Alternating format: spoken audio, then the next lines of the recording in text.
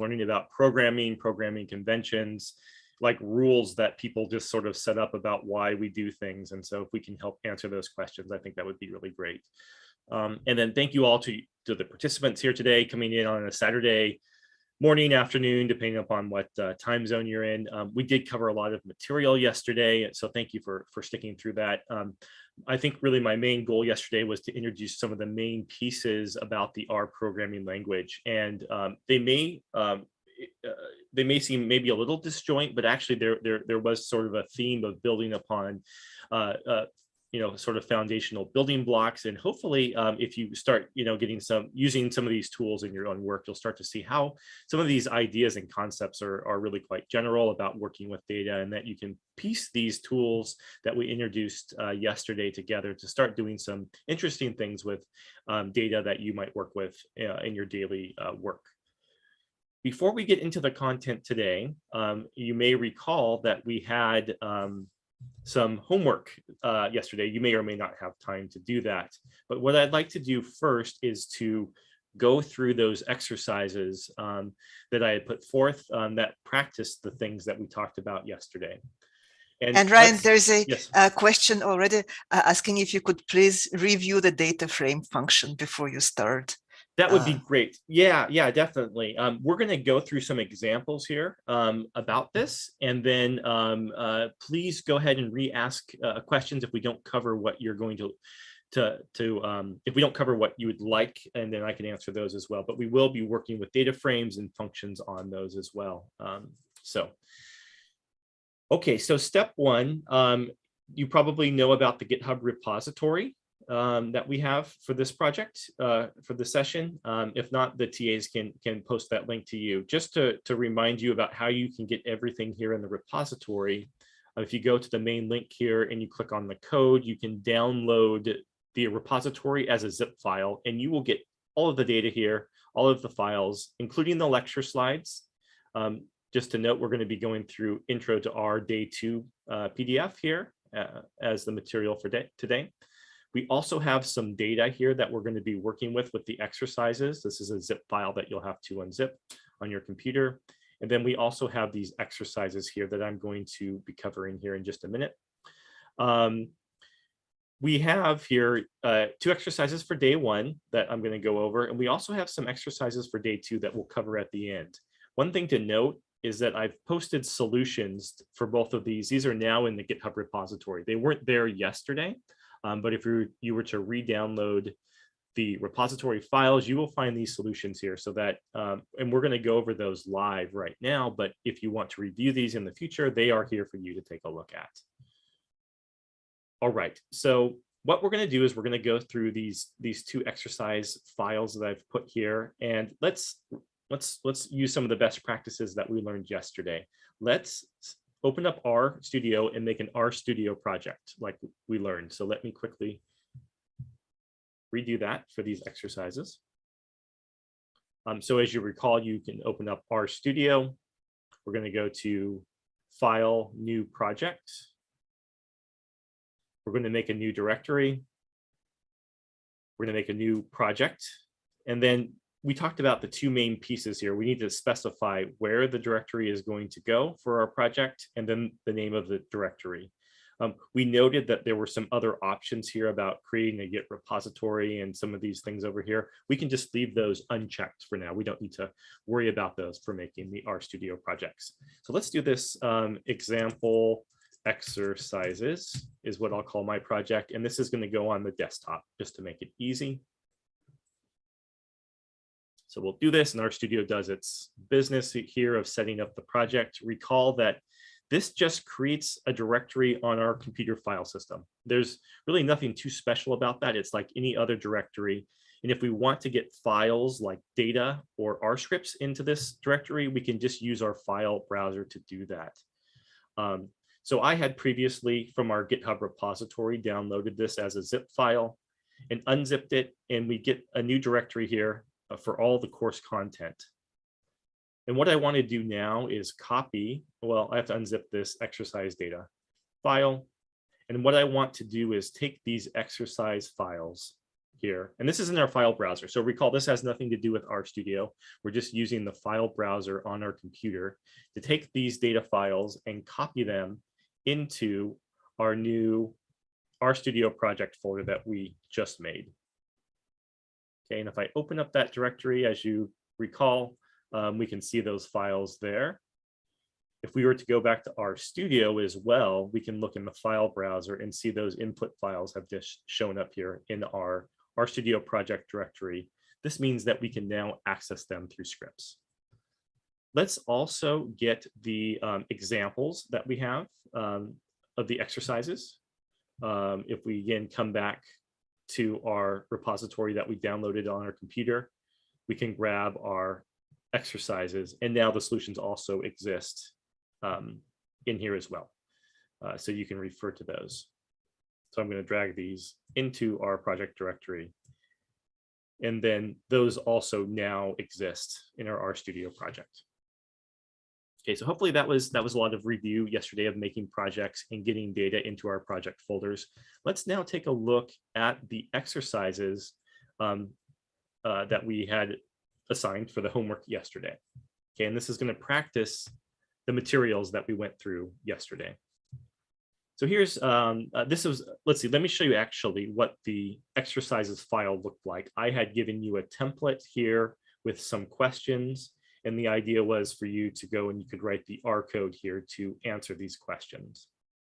Okay, and so what I've done is effectively done that in these solutions that we're going to review now.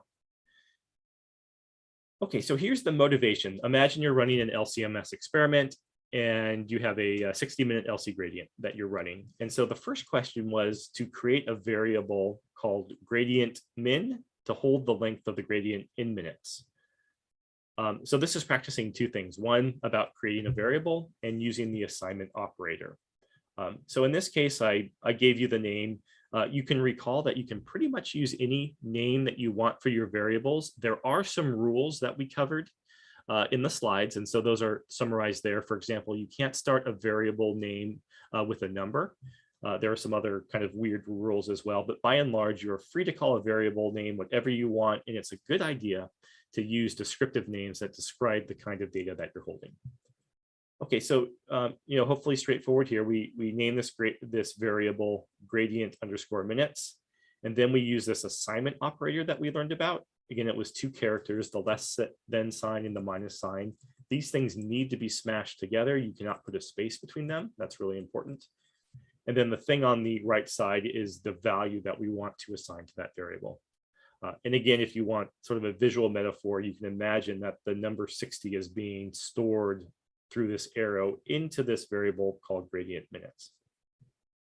You may also recall that we are working up here in the editor. And if we want to execute lines of code in the editor, there's a couple ways. We can put our cursor on that line and press run, or we can push Command or Control Enter, and it will execute this statement inside of the browser. Okay, we can see that show up down here and it executed the statement. We were also looking at the environment, and so we can see that our environment now knows about gradient underscore minutes, and it's assigned a value of 60. We also know that we can come down here in the console and type the name of the variable as well, and hit return and also see its value. Okay, so hopefully that was fairly straightforward to do.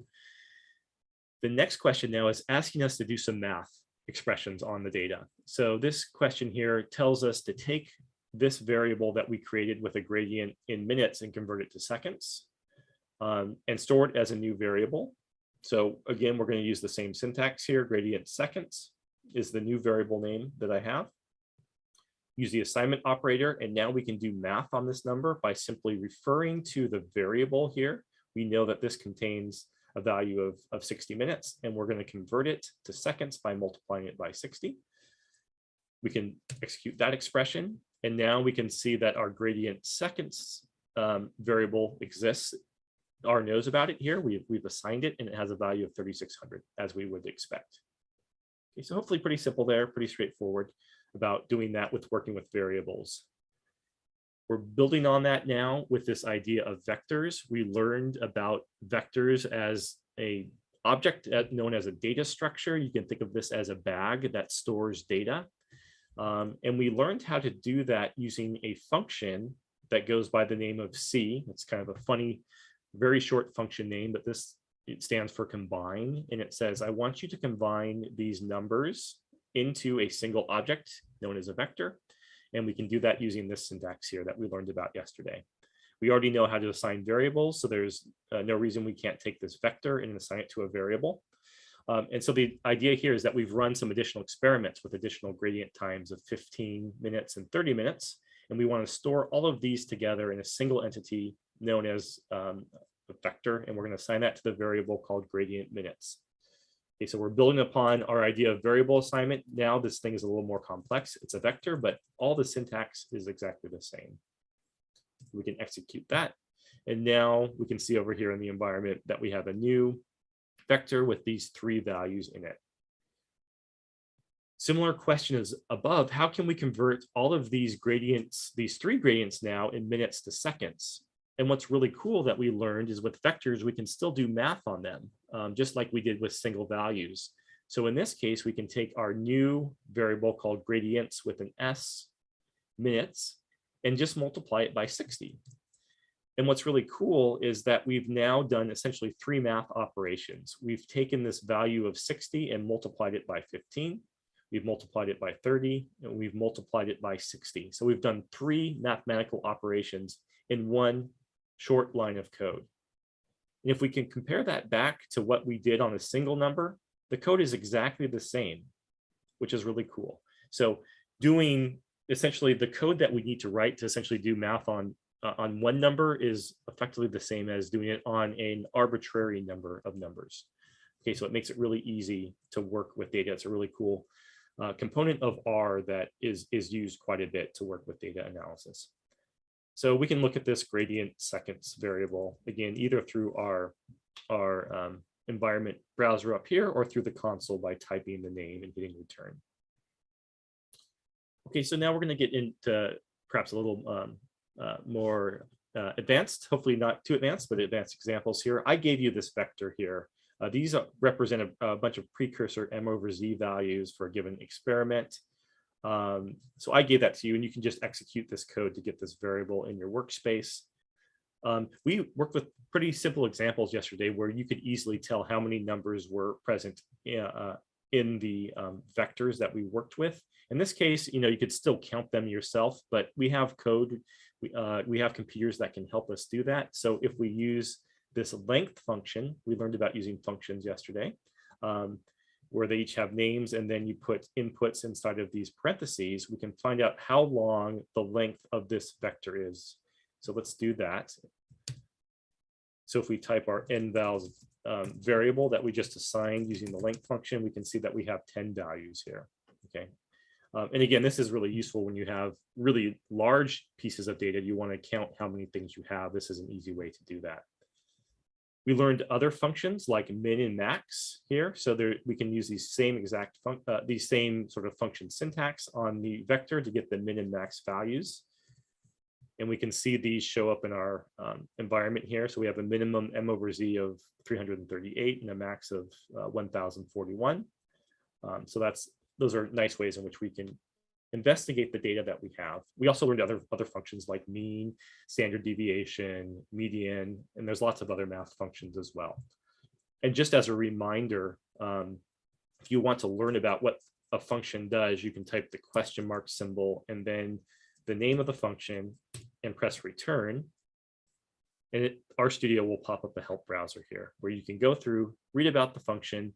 Again, as a new user, you might find lots of this text to be a little bit, maybe a little bit difficult to understand and exactly what they're talking about.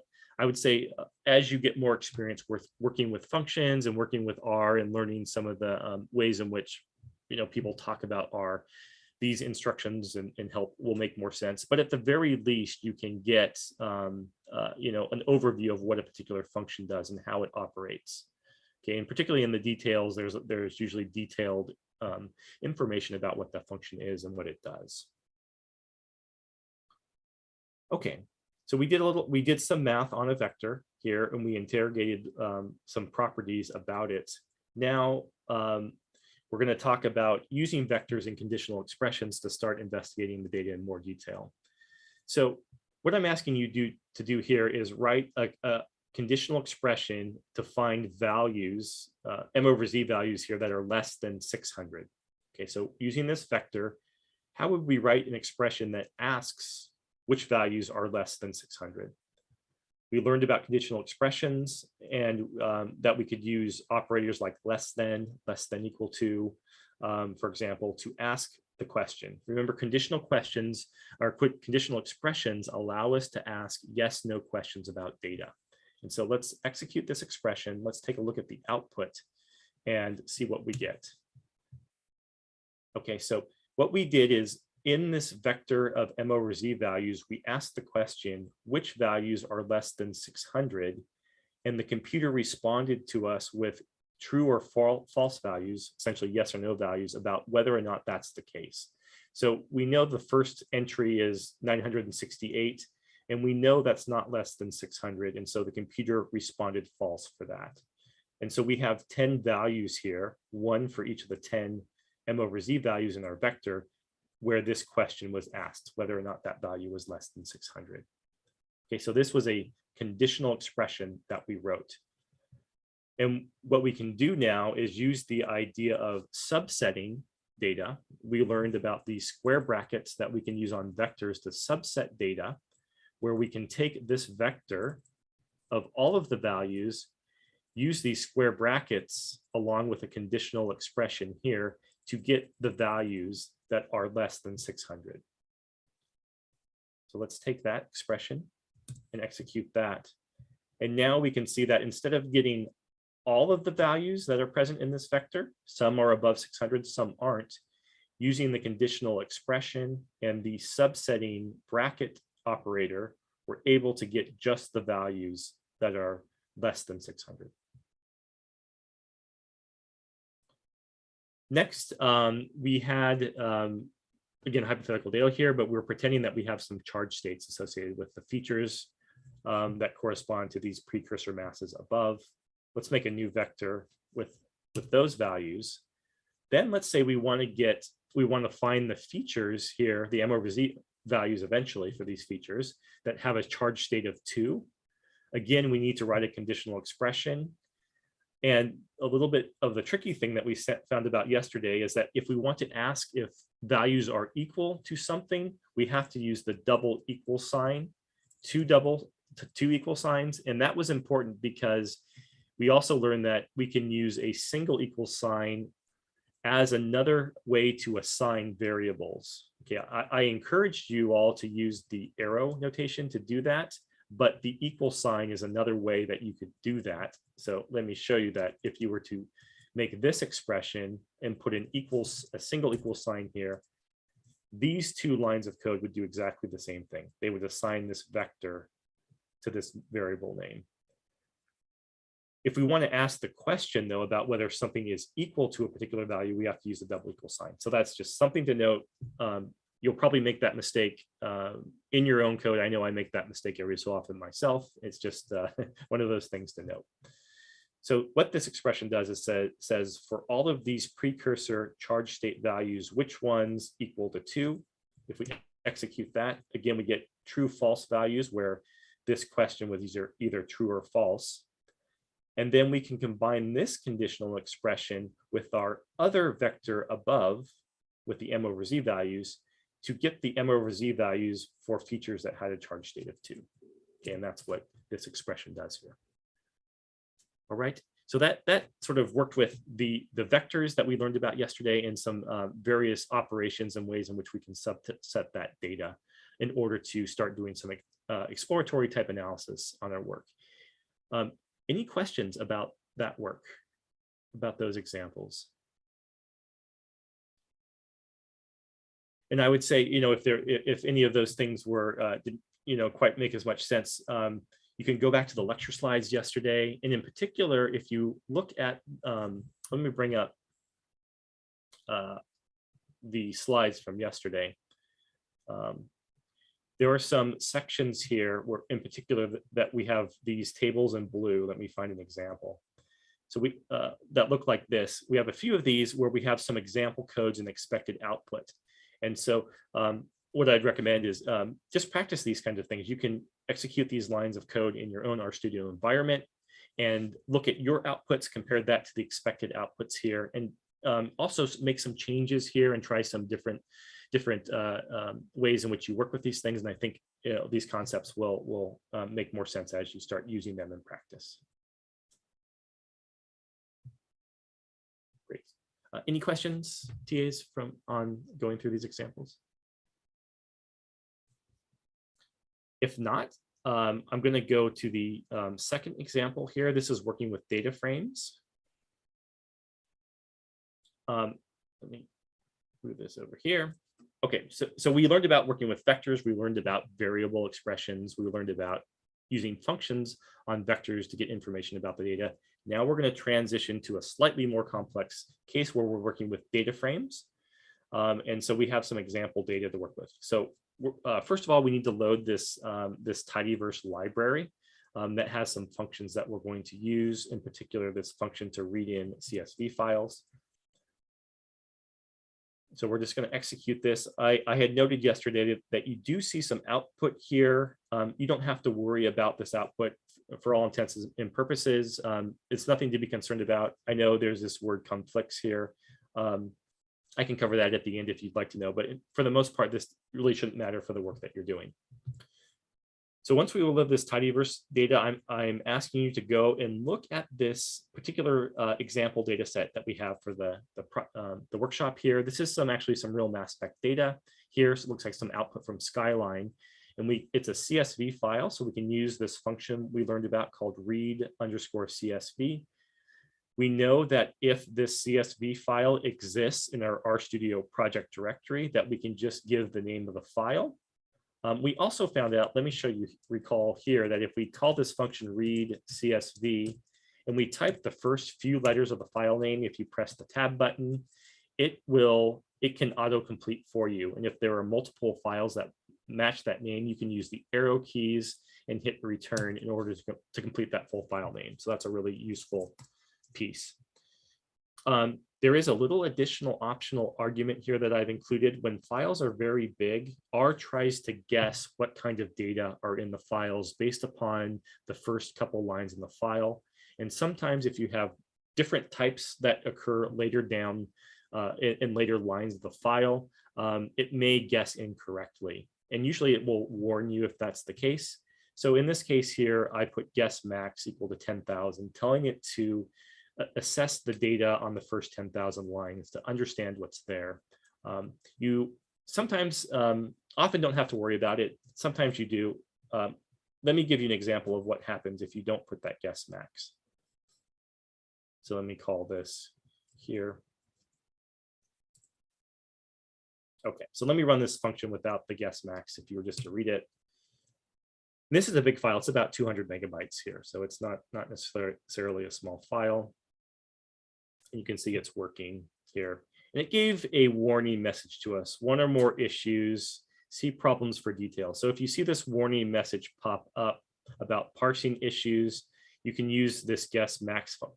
It may depend. There can be some complex cases where different things might be happening. But in this case, if we use the guess max and add more, let it guess on more of the rows, it will read the data file without a warning.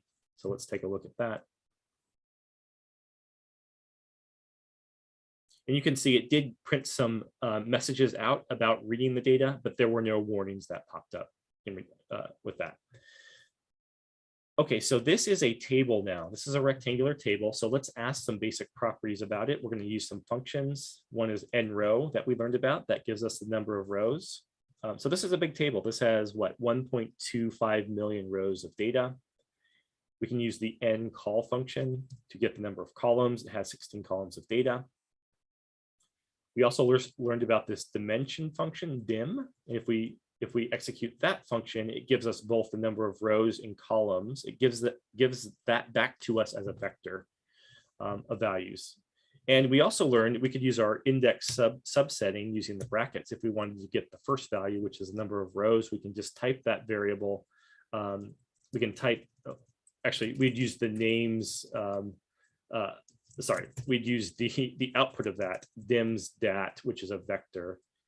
We could assign that to a variable. So dat dim. And then we can index that vector using the brackets and use the 1 to get the first element of that to get the number of rows, or 2 to get the number of columns. So oftentimes there are multiple ways to do things in R. And this is an example of that. If we wanted to get the names of the columns, we can use the names function. So let's execute that.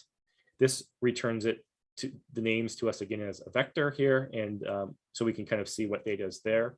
We also learned that if we just type the name of the variable and hit return, that we get this really nice output of the table. We learned that in the tidyverse ecosystem that we're working with, that these data frames are known also as tibbles in this case. So this is a tibble here, and we found that we could find lots of interesting information like the number of rows, the number of columns, and the names of the columns in the first 10 rows get printed out here. So this gives us an example of what the data looks like. I'm also asking you here to use the view function. This is really nice in RStudio. If you type view on that data frame, RStudio will make a new tab that pops up that gives us a table where we can interactively take a look at the table. It is sortable, so you can sort the data using these column sorters here. This is kind of a big data table, so it might take a little bit to sort, but it's a nice view of taking a look at the data that you can work with.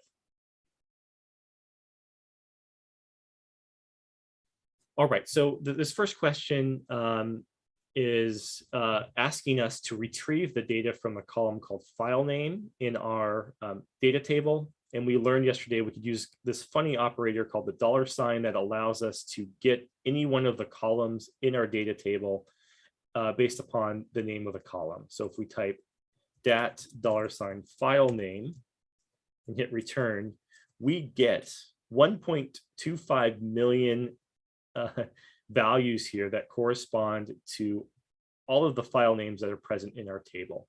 So we got all the values from a particular column. Here is what happened. And if we call the length function on that, we can in fact see that there are 1.25 million values that came out when we did this. And that makes sense because if we ask about the number of rows in our data table, it is also 1.25 million. So that makes complete sense. We got all of the data in a given column across all the rows. And so those numbers should match as expected.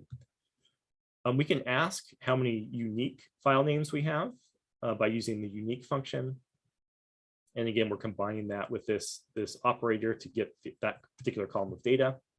We have 1.25 million entries of that, but in fact, there are only 12 of these values.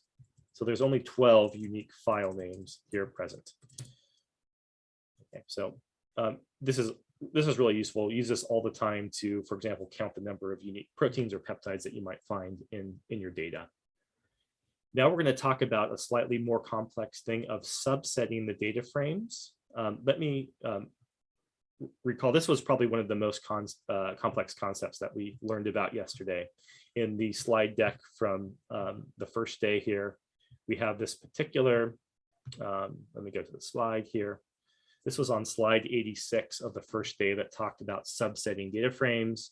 It worked similarly to how we subsetted vectors, but we had to give a row and a column selection here. So you can refer to slide 86 on the first deck that talked about that and some examples around there. But let me give you a concrete example here. I'm asking you to get the data for this particular protein. Well, actually, I'm sorry. Let me quickly look at the table so you can actually see what it looks like. View dat.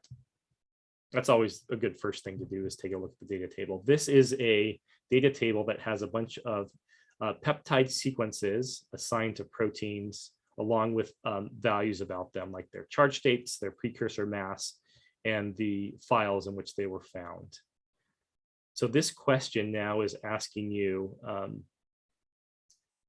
get the data for this individual protein here that we've highlighted here by this particular text. So you can do that using a variety of conditional expressions that ask about finding all of the rows where this protein exists. Okay, so that's what this conditional expression is here. And again, if we were to execute that in the console, we would get a bunch of true and false values corresponding to the rows where we find this protein. And we can just get all the columns here. So we put a column and then nothing else that goes after that. And if we execute that now, we now get a smaller table that only has 288 rows that correspond to all the values for this particular protein. So we were able to subset our big table down into one for one single protein. Then we want to ask the question of how many unique peptides are present for this particular protein. So let's do that in 2 steps. Let's first get this subset of the data that we executed here and assign that to a variable here, just to make it easier. So if we execute this line of code, we have dat subset, which is a new table that has been filtered down that only has 288 rows that correspond to this particular protein.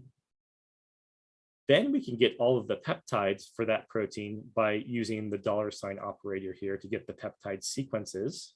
That's what this expression does. So now if we print the peptides out, we have a bunch of peptides that correspond to this sequence. You can see there are lots of duplicates here because we have multiple measurements of these peptides. So let's get the unique peptides using the unique function. And so this variable is a much smaller set here. Looks like there's only 7 of those. And so now we can answer the question that for this particular protein, there are 7 unique peptides. Okay, so that might be something you might want to do in your experiment. You detected a bunch of proteins. You wanted to find how many peptides per protein that you have found, and you may want to plot that distribution to understand what that looks like in your data. And so we did this for one protein. We're going to see about how we could do this for a full data set in some of the materials that we did today. Just note that we did this step by step, and I think that's a nice thing to do to make things more readable and understandable. But you could chain these functions together with this nested structure where we call the unique function first, and then that output goes into the length function here to do essentially multiple operations in one line of code. I would suggest that you make things more explicit and use multiple lines of code just to make your code more readable and understandable. But as you get more experience, you may choose to make things more compact as well in one line of code. All right. So those 2 notebooks covered, all the large amount of material we covered yesterday. Again, just to remind you, in the GitHub repository, if you go to the exercises, these solutions exist here. So you can go through those in detail and play around with those afterwards as well to practice that material. Great, so let me pause here for just a second to see if there were any questions about that, about those particular solutions.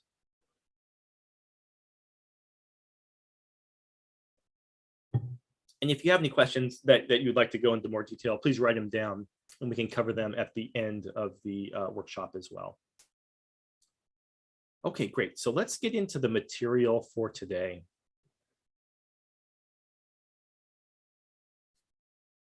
And what we're going to be talking about to start is this idea of tidy data and how tidy data can be used in really interesting ways in combination with a set of packages known as the tidyverse to do some really interesting, useful, and powerful data manipulation operations, data analysis work in code that is relatively concise and readable. It's going to build upon some of the foundations that we had yesterday. We're going to learn a little bit new syntax, but I think you're really going to hopefully appreciate the power of tidy data and the tidyverse ecosystem for working with data. So we're going to have 2 main sections here. First, I'm going to talk about tidy data and what it is, why it's important, how to recognize it, how you can communicate to the people that you work with when you need to get data from them. You can ask them to help you get this data into the right format to make your job easier to work with data. And then after we talk about tidy data, we're going to talk about specifics working with a package known as dplyr that will allow us to build data analysis pipelines that are really flexible and powerful. And I think you'll find some really useful examples that you can take back to immediately use in the work that you do with data. So as I mentioned, we're going to start first about what tidy data is, why it's important, and then I'll give you a quick intro into what the tidyverse is and why it's something it's worth paying attention to with R. We're going to be using the terms messy and tidy quite a bit in this next sections. I just want to note that messy as a term, you might think of that as being bad, and that's not really my intent here. I don't really mean to give a negative connotation to messy. Essentially, what I mean by messy is that if data is messy, it's not in a form that's ready for data analysis. And so you may need to do some work to go from messy to tidy data, but it's not just necessarily bad data. Messy data could be bad, and you definitely want to work from that, but I don't want to imply just from the outset that if you find a data set, somewhere that looks like it's messy, it's not necessarily bad data. Tidy, on the other hand, doesn't also necessarily mean that it's good per se. You could have tidy data that has fundamental problems or errors in it. So just because something's tidy doesn't mean that it's good. Tidy in this case just means that it's in some kind of format that's consistent and effectively ready for data analysis. In particular, in the R ecosystem, you'll see the word tidy data quite a bit. It's used quite a bit as a term. It has a specific meaning that we'll talk about. Other languages, maybe like Python or other pieces that deal with data, may use tidy in different contexts, but it has a very specific context in the R universe.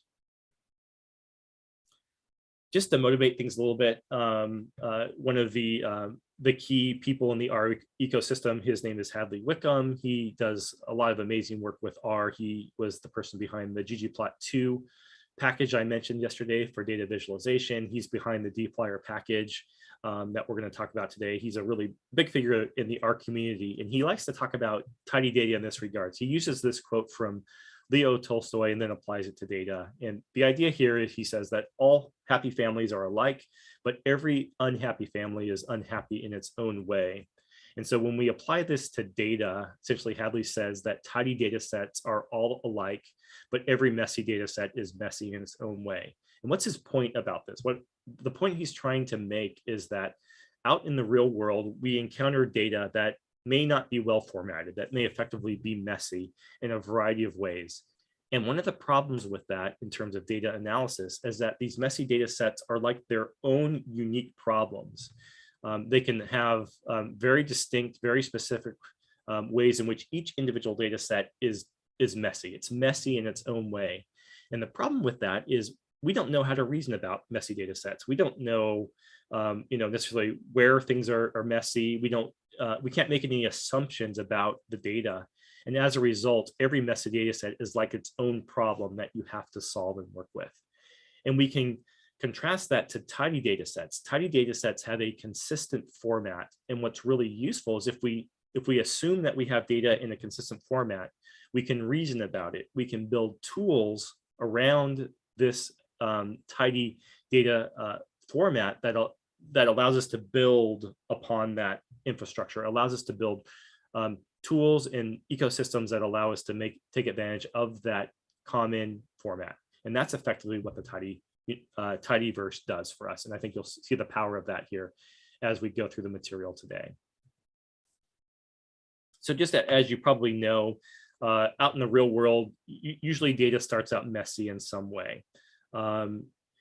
Lots of reasons for why that might happen, but in any case, real world messy data usually means that it's hard to work with.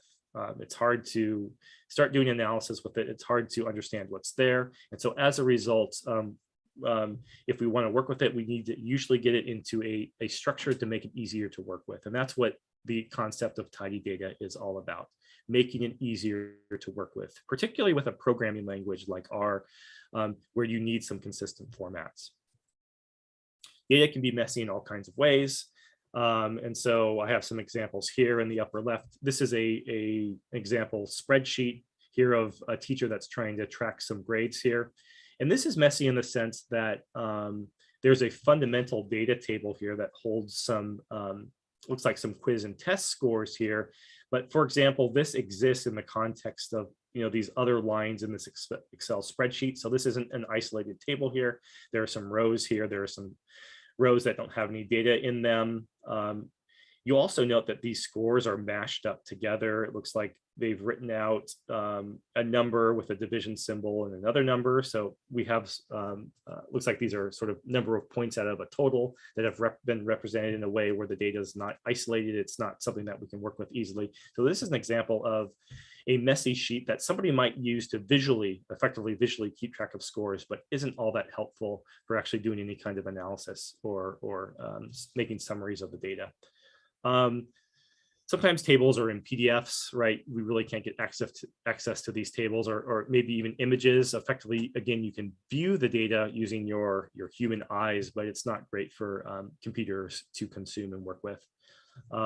We have proprietary MS data formats. This is a frustration if you actually want to go and read data in R. Somebody had asked, how do we read some raw MS files into R? And oftentimes that's not a straightforward answer, and you may not be able to get to it. Sometimes you might just have badly formatted text files here. This is an example of a CSV file where the number of columns, the number of entries here that are separated by columns are not the same. So it looks like we have, 5 values here and 3 values here. This is a badly formatted text file. Anyways, lots of examples where data can be messy, something to be aware of, and it causes problems if you want to work with it. In particular, sort of data that is unclear or unstructured makes it also difficult to understand what's there. If you look at a table and you can't even understand what's there, that's obviously a problem. Just some other points here about, why messy data is hard to work with. I'm sure you've probably encountered some examples in your own work where you've seen this. As I mentioned early on, that messy data isn't necessarily bad. Sometimes people present data because they want to present it maybe for visual consumption, which may not be perfect for working with computers. And that's okay. It doesn't mean the data is bad. So again, please don't necessarily think that messy data is bad data itself, but be on the lookout. If you have data that's really messy, that's not well organized, that could be signs of working problems with the data. Maybe somebody entered data wrong into a spreadsheet.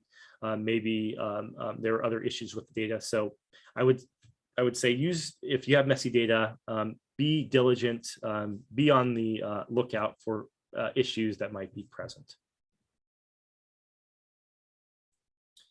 Now let's talk about tidy data in the context of the R ecosystem.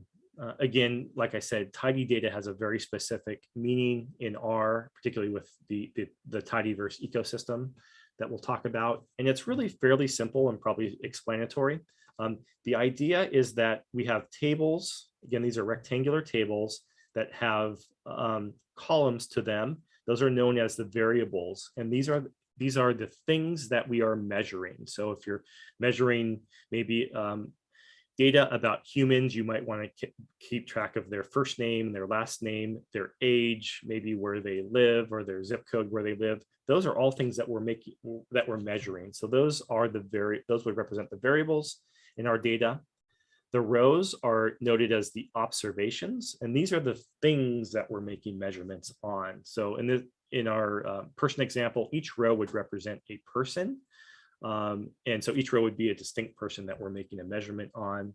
And then perhaps unsurprisingly, each value in our table goes into a cell. So a row and column in our table corresponds to a cell, and that's where we would record a value for that particular piece of data.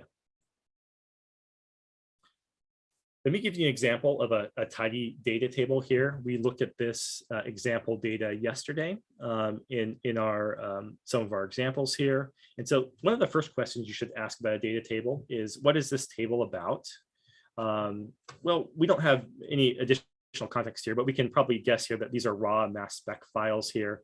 And each mass spec file refers to a particular condition, and then we have some replicate values here that describe sort of the replicate grouping of these particular files.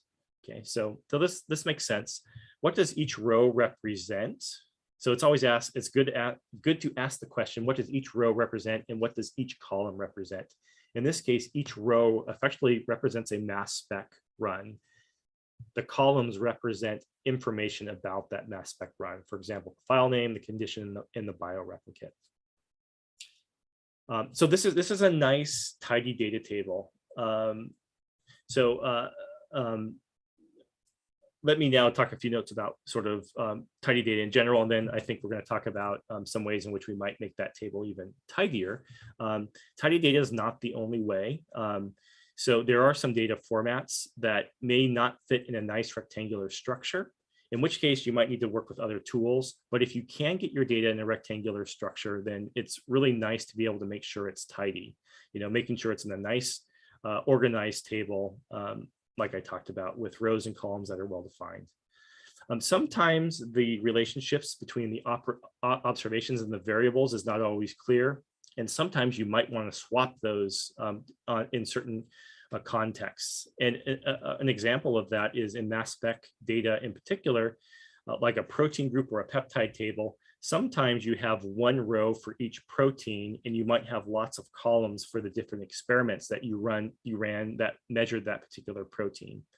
Sometimes you might want to flip that around where each row corresponds to a mass spec experiment, and then you have multiple proteins per experiment. So sometimes the rows and columns need to be switched around.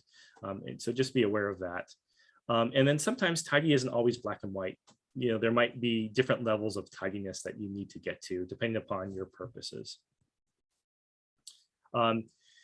Some signs of messy data that you might need to tidy up. So let's take a look at an example. One case that you'll find a lot is data sometimes tries to mash up multiple pieces of information into a single cell. And this is not, strictly speaking, a tidy format. Every piece of information should go in its own cell. So in this case, we really should have separate columns that, in this case, take the gender and the age as individual columns, not in the same column there. So that's a case where you might have some problems with data that's not tidy. Some other notes here about variables and rows spread across multiple columns and vice versa. But effectively, you will get more experience as you work with data when things are messy. Let's take a look back at this table here about how we might make this table even more tidy. It looks like in this run column that we might have multiple pieces of information here that may or may not be useful to extract. So for example, it looks like here that we might have a date here, for example, of when this particular file was run. In certain circumstances, we might want to have that data. So one way to make this more tidy would be to extract this date out from this table into its own column called date. We might also want to pull out the sample number as well into its own column. So that's another case where you might want to make the table more tidy. Okay, but it all depends on your purposes and what you're trying to accomplish. All right, so that we talked a lot about tidy data. I was sort of hammering home the idea that it's really useful to get data into a nice, well-structured, organized, rectangular data table. So let's say that we have that data table. What can we do with that? In the R ecosystem, we have this idea of the tidyverse. And the tidyverse is described as an opinionated, I'll describe what opinionated means, collection of R packages that we can use for data science. Okay, and the idea is that once we know the general structure of our input data, mainly that it's a tidy data table, we can build all kinds of packages, all kinds of functions, all kinds of tools around the assumption to work with tidy data. And that's really a powerful thing to do. And we'll see that with a package known as dplyr here in just a minute. But here are some of the example packages here that are part of the tidyverse. We're going to talk about dplyr. I mentioned ggplot2 for visualization. We've used the readr package to read CSV files, but there's lots of other packages here in the tidyverse that's really powerful. I would suggest taking a look at the tidyverse website. You just Google for tidyverse and take a look at some of the packages and examples and help documentation that they have there that can show you about working with tidy data and why it's so important.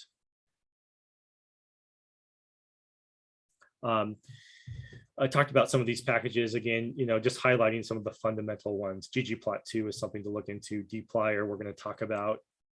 If you're going to be working with string data, I mean, we do that a lot when we're looking at peptide and protein sequences. There's this string R package that you can use to work with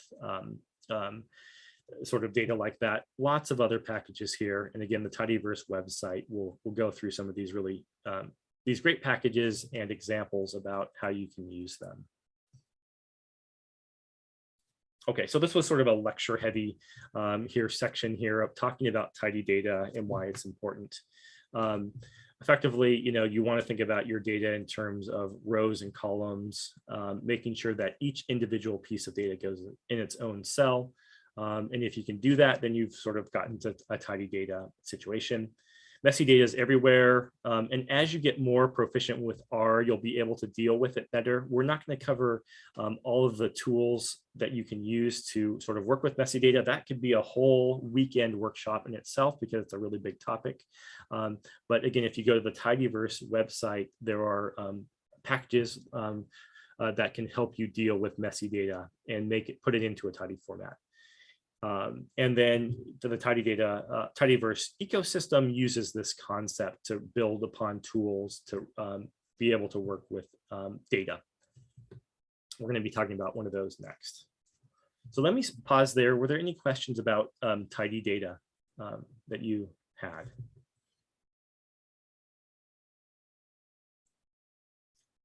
Let me briefly step out here and I will give you a live view of the Tidyverse. So I'm just searching for that in Google.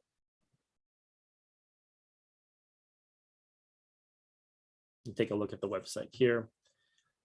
It has lots of really great resources here, talking about the Tidyverse, talking about what packages are present.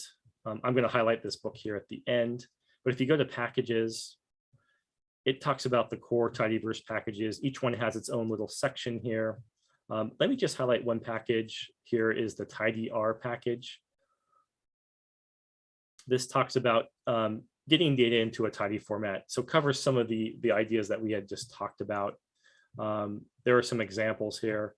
There's a cheat sheet that you can go to, and this links out to lots of different resources. So as you continue your learning about R and working with R, this is a great package to learn about, and you can dig into those resources here.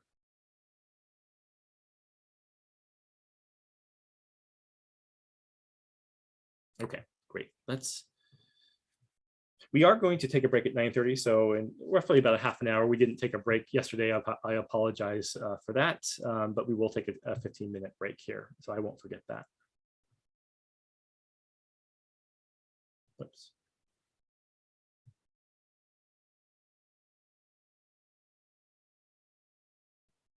Okay, so let's give a next section. This is where we're actually going to start now doing some interesting things about data manipulation, building upon the material that we went through yesterday using a package known as dplyr. Okay, so the goal of this module is to understand the fundamental operations that underlie almost all of the data analysis work that a person typically does, and how these operations are implemented in this package known as dplyr. We're going to learn a little bit of new syntax today. It's going to look a little bit weird. It's known as the pipe operator. We'll talk about this, but this will form a fundamental structure for us to make data manipulation pipelines in this dplyr ecosystem that allows us to do data analysis work. So first of all, what is dplyr? So dplyr is an R package that's a part of the Tidyverse ecosystem. When we load the package, we did that before using the library tidyverse command. When we loaded the Tidyverse, we also loaded the dplyr package, so it gives us access to these functions. But effectively what it does is it defines these fundamental operations of data analysis that we're going to talk about. As I mentioned, the key thing is it assumes you already have tidy data. So if you have messy data, you'll need to get it into a tidy format before you start working with it. But once you do that, you can then start building these really cool pipelines using syntax that is relatively easy to write and read, but allow you to do complex analysis work in a way that's really straightforward and natural. And just as an example, in my day-to-day work, when I'm working with data, I'm using this dplyr package nonstop. This is a fundamental way in which I work with data, fundamental way in which lots of people that use R work with data.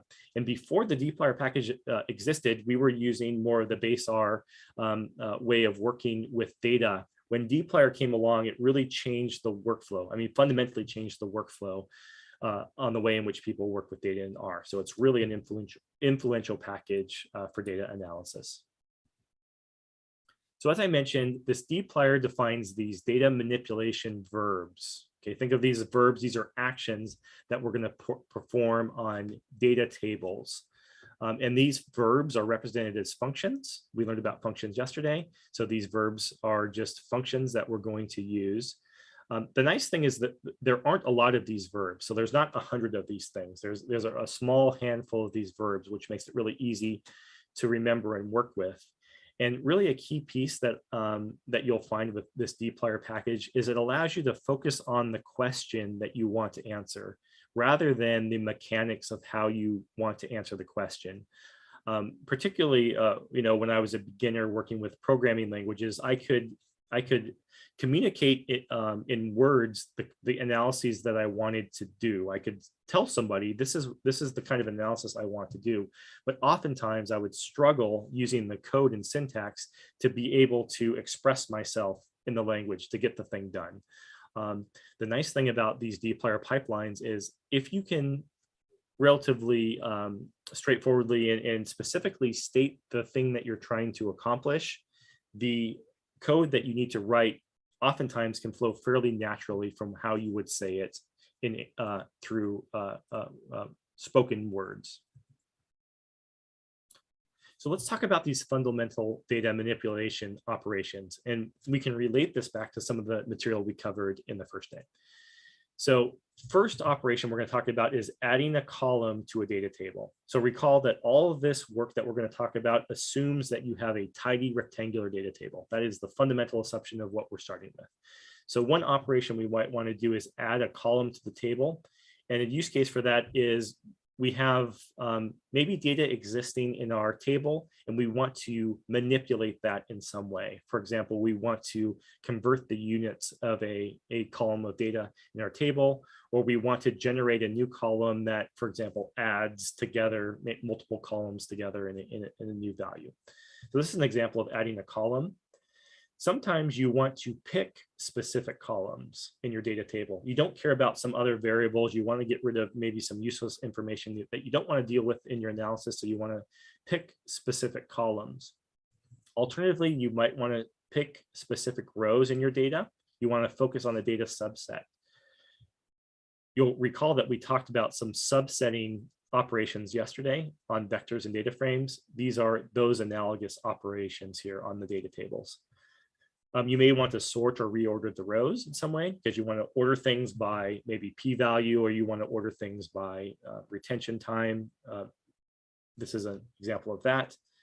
These last two are really important and powerful things that you end up doing a lot, where you want to take subsets of your data, group them together, and then compute summaries of those values. So let me give you an example. Maybe you have you want to compute differential expression on a given protein that's found in sick and healthy people. So one operation you might want to do is compute, for example, the average maybe intensity value or abundance value for this given protein separated out by the sick and healthy groups. This is an example where you would group by the disease condition and then compute a summary on that data in order to compute those.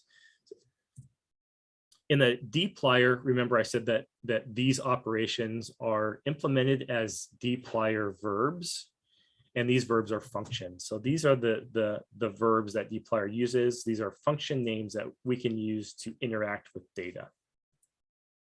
So mutate, we're going to add a column, kind of a strange name, but mutating, it's like we're adding a new sort of maybe like an arm or appendage onto our data table. So we're going to mutate it. Select is about selecting specific columns. Getting the rows is about filtering. So we talked about conditional expressions yesterday. We might want to filter certain rows based upon a conditional expression. That's what the filter data would do. If we want to reorder, that uses the arrange verb. So again, that makes sense. We want to arrange the rows in our table. And then we have group by and summarize, which directly follow from sort of the ways in which we describe those in English. We'll give concrete examples here in just a minute. So let's talk about how we use these dplyr verbs in our R code. So these are functions. So again, we need to give the name, and then we need to wrap the inputs around these parentheses. The first argument to a dplyr function is always the input data frame that we want to operate on. So this comes without exception. So all of these functions that I talk about, the first thing that you provide, the very first input here, needs to be the data table that we want to operate on. So in this case, if we use mutate with a data frame that we've assigned the variable my_df, this will add a column to my df. If we want to get specific columns, this select statement will select specific columns of my df. So again, this first input always has to be the input data frame that you want to manipulate. Some of these commands also have a bunch of additional inputs that you need to provide that describes how you're going to perform these functions. That's what these dots are. You're not going to type these dots in when you actually work in your code. This just means that there's going to be more inputs there for you to work with. Another important piece, just as the first input always has to be the data frame, the data table that you want to operate on, these functions give you back, they return a table that has been manipulated. So the input that you give is a table, the output you get is a table that's been manipulated in some way. And that's really important for how the tidyverse works. Ryan, there's a question. Yeah, please. Yeah. Like asking, will we discuss merging tables and things like that in this tutorial today? So let me cover that at the end. Table merges can be a tricky and challenging topic, but I will, let me make a note here about merges, and I can point you to some cases, again, in the tidyverse ecosystem where you can merge tables together. So yes, in fact, this dplyr package has functions to do that. We don't cover that there because it can be a little complex, but I will bring that up. So I made a note here that I'll cover that at the end. Thank you. Okay, so let's take a look here at how we might actually use these functions in practice. So this is the tidyverse package. We need to load that package up using the tidyverse. As I mentioned, that when we do this, this will also load the dplyr package that we're working with. We use our read CSV function to read in this annotation file here, and then we can assign that to a variable called dat. Okay, so this all covers stuff that we did yesterday. So hopefully that's straightforward. Now we're going to use this mutate command that will take this data frame, input data frame, and we're going to make a new column here in our data table. And what we need to do is write an R expression about what that looks like. You'll have to just get used to this a little bit, but this expression that we're going to write first is the name of the new column that we want to create. We use an equal sign in this case. It's a little strange, but we use an equal sign instead of the assignment operator. The reason for that is we're inside of a function here, and it's just a little bit of the quirks and the ways in which R works. But in this case, we use an equal sign, and then we write a mathematical expression that describes what the value of this new column we're going to create should look like. Okay, so let me come out to R and actually do this expression live so you can see what it looks like. Okay, so let's, again, we have our project here. It has this file present, so we've already loaded the tidyverse. There's no problem with reloading it. We can retype that command. If it's already loaded, it doesn't do anything. So, but there's no harm in doing that. Let's read our data table here, which is this annotations file. Again, we can type it to print it out to see what it looks like. It looks like this thing, same thing we saw yesterday. The goal now here is we're going to use this mutate command to add a new column onto the data frame. So let's take a look at this. Let me go through this again. Remember, always the input to these tidyverse functions needs to be the input data frame that we want to operate on. So that's why we're going to use the data table. And then we're going to make a new column. That column is called rep times 10. This is kind of a contrived example. We're going to multiply this bioreplicate column by 10. The data is not useful, but it's just an example here. So rep times 10. And then we're going to use the equal sign and then give the column that we want to operate on in the mathematical expression. Let's assign that back to the data table because we want to mutate it. Let's hit return. And now let's look at this table now. Okay, so it looks like the same table we had before, but now we have this new column here where we've done a mathematical expression on that. So we've manipulated the data table. We have a new data table out that we can work with. Okay, any questions on that? There is some new syntax here in how we actually define this, but hopefully it sort of makes sense with what we learned yesterday.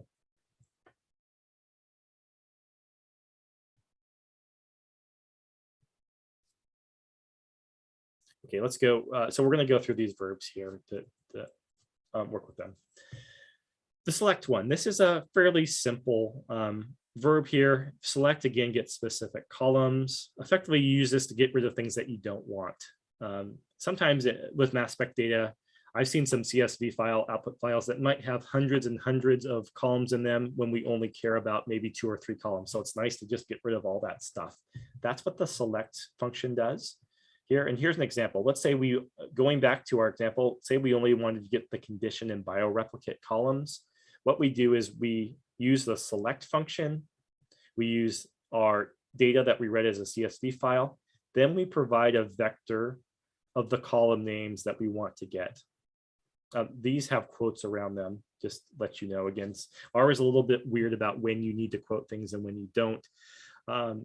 You'll just get more experience as you work with R. But in this case, we have to put quotes around condition and bioreplicate as those columns, and it will give us back a data table that has those 2 conditions. So let's take a look at this. Let's execute that in our R environment. So we got rid of effectively this run and this rep times 10 column that we had added on here. And now we have just condition and bioreplicate. Okay, so that was a way to filter out, or sorry, select out, I should say, the columns of interest. Probably this next one is something I use every day. This has to do with filtering data. So we use this when we want to get specific rows, and almost always this is used in conjunction with a conditional expression. This is why we learned about conditional expressions yesterday, because they're used so often. They're used for filtering rows in your data table, and we're going to use what we learned about conditional expressions here to accomplish that. So in this case, you may or may not remember, but one of our examples yesterday was to get the rows in our data table where the condition column was equal to 4, condition 4. This is how we do it in this tidyverse example. We use the filter command. We're going to operate on our input data table, and then we're going to write a conditional expression. The exact same conditional expressions we wrote yesterday. There's no change to that. So we write those conditional expressions here. Just as we did. Recall that if we're looking for exactly equal conditions, we have to use the double equal sign, and this will filter the table down to the rows where the condition is equal to 4, condition 4. Okay.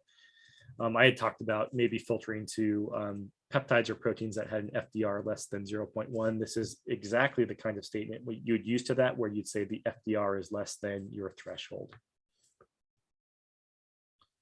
We have the arrange verb here. All this does is just sort the table in different ways. So let's take a look here. And the key thing here is you have to tell the table how you want to sort it. So you probably do this in Excel. You probably use the sort function in Excel, and you have to give the columns that you want to sort on. You do the same thing here with the arrange function. So let's take a look at this in our studio. Okay. So in this case, we sorted the table based upon the condition column here. So it's just going to do an alphabetical sort in this case.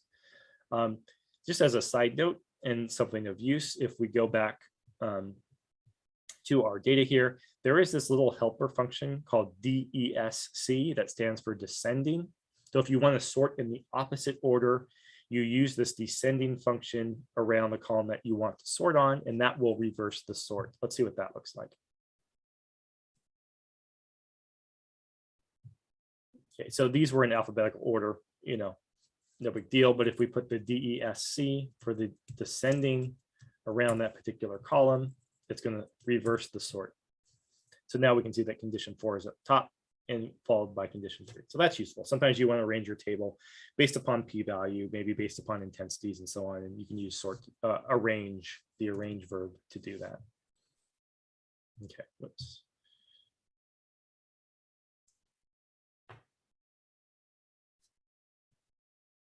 Okay, this last example is where some real magic starts happening. I know these are kind of simple examples, but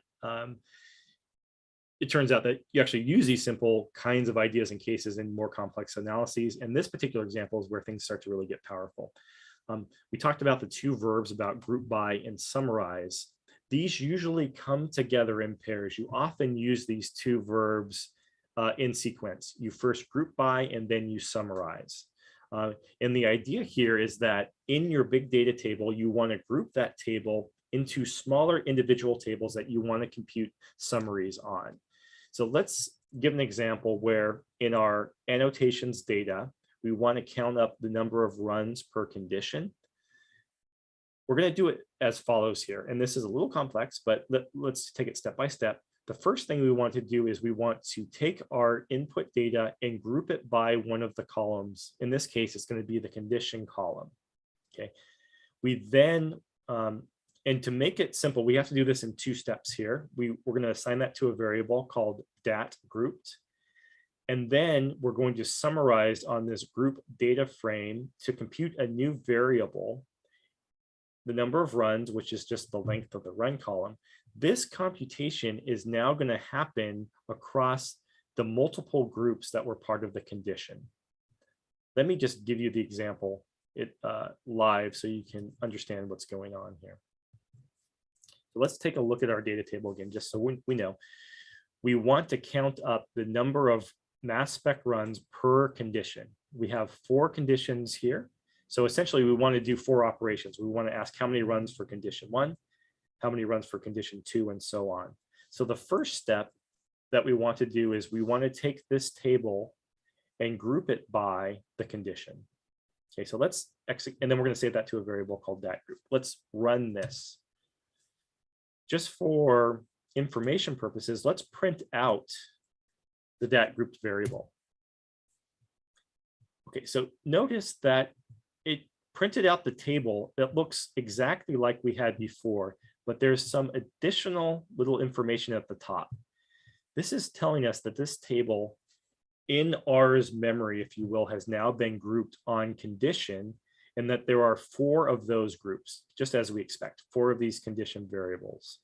So this table, dat grouped, is not exactly the same as the original table, even though the output looks like it is. Internally, R now has this grouped as 4 separate entities, is effectively what's going on. Let's grab this summarize command here. And we'll walk through this. So again, we're trying to count up the number of runs per condition. So we're going to use the summarize verb. We're going to give it the grouped data frame that we have up here. And then we're going to compute a new summary here, kind of like we did with the mutate command. Remember where we made a new column here? We're going to compute a new column here, which is a summary. We're going to call that new summary n runs, and that is going to equal the length of the run. The length, the number of values in this run column for the group table. Let's take a look at that output. Okay, so this is really cool. We got a new table out here, 1 row for each condition, and then the number of runs that were associated with that. Again, somewhat of a trivial example here because we just have 3 runs per condition here. So all the values are 3, but we computed a statistical summary for each of the conditions in this, in 2 lines of code. Imagine now that you have a data table of proteins or peptides and you want to compute maybe the average mass error for a given peptide or protein. You might have, if you're to do that by hand, you'd have to do, thousands or, whatever of operations, the number of proteins or peptides you have in your table to do that. You could really effectively do that same kind of computation in what is effectively 2 lines of code. Okay. So really powerful. This group by summarize I use all the time. It is a fundamental part of working with data. Any questions about the group by summarize? That's a little bit more of a complex example. We're going to practice this with some examples as well.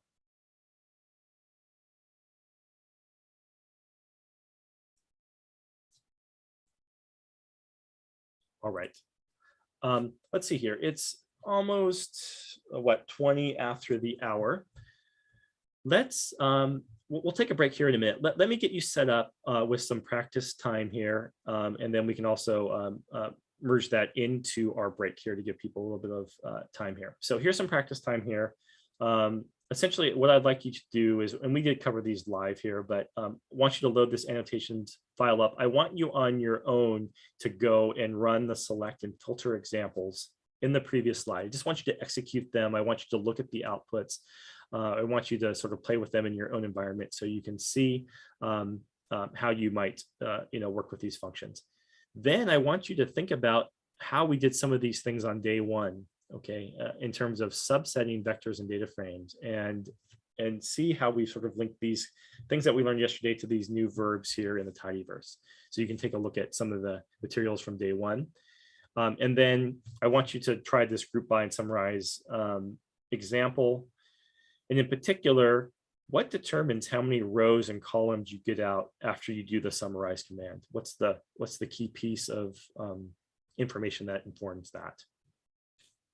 So it's 20 after the hour. Let's take, you can use sort of 10 minutes here maybe to go through some of these examples. Let's come back at 9:45. We're supposed to have a 15-minute break.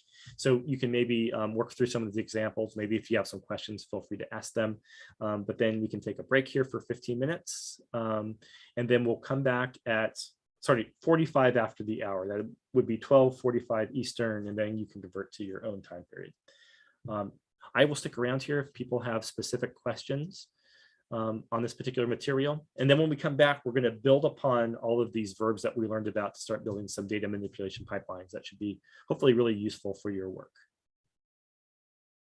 Great. So we'll come back at 9:45.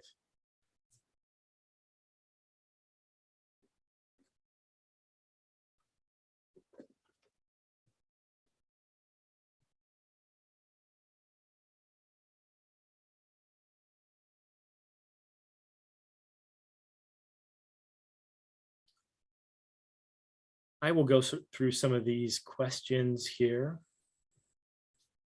So this is a good question about if you want to print all the peptides or proteins containing yeast, what expression should we use?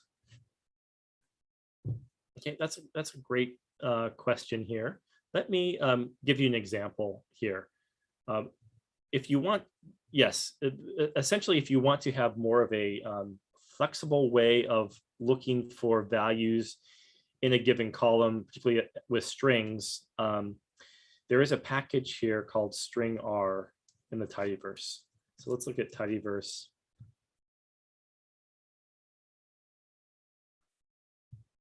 Sorry.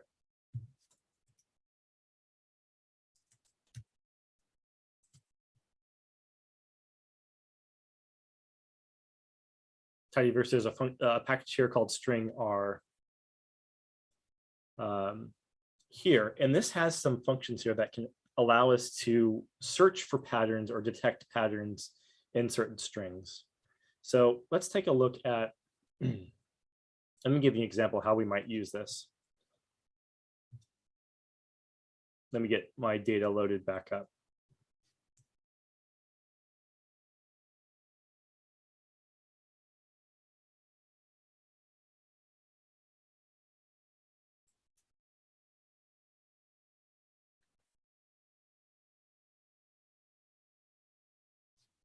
Okay, so let's take a look at this data table.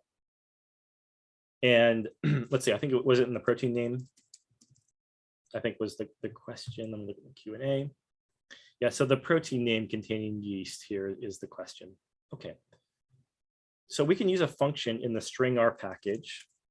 So we can load it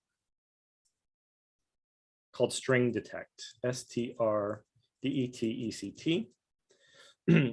We have to give a vector of strings that we want to work with. So in this case, we're going to use our data table and we're going to get the protein name column out.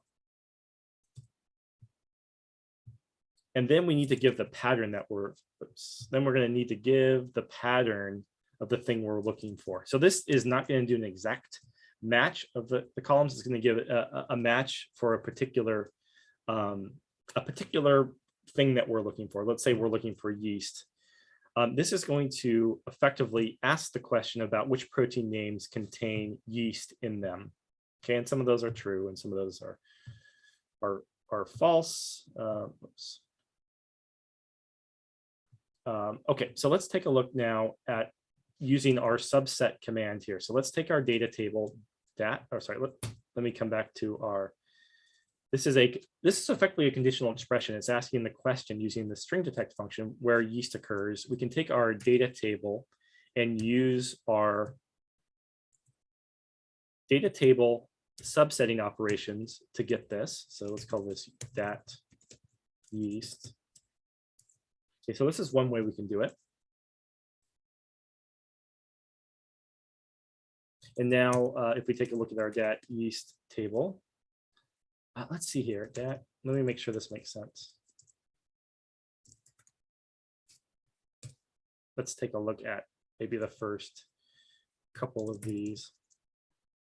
Okay, so you can see these are the first couple of ones that have yeast. I think all of these, proteins have yeast in them, to be honest with you. So this operation did not give us any subsets, but if you had multiple organisms here, for example, you could use this kind of way of working with the file to do that. Let me post this into the, I guess the chat here.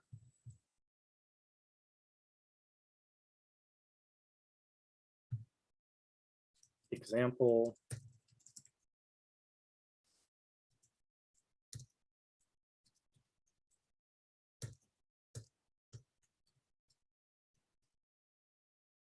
Okay. So there's one way you could do it. Another way you could do this is with the tidyverse operations. Let's take a look. Let's use the filter command. So we could also have typed, let me grab that conditional expression, which is the string detect. We could also have used filter on that data table and given that conditional expression as well, just like that. And that would have done the same thing. And it's a big table, so it prints out a lot of things. Again, it didn't do anything interesting in this case because everything has yeast in it, but that's an example case. So you could use something like that in your own data if you wanted to get like the human proteins or the yeast proteins or whatever proteins you have.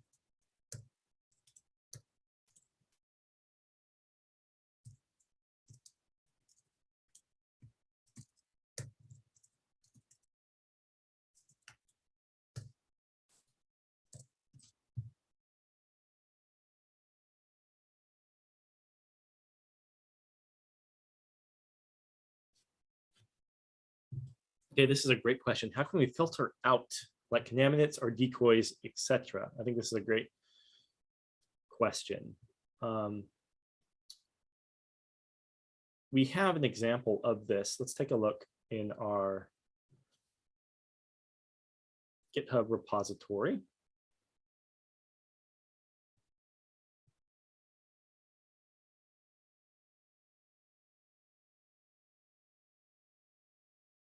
Okay, we're going to go over this. How would we filter out?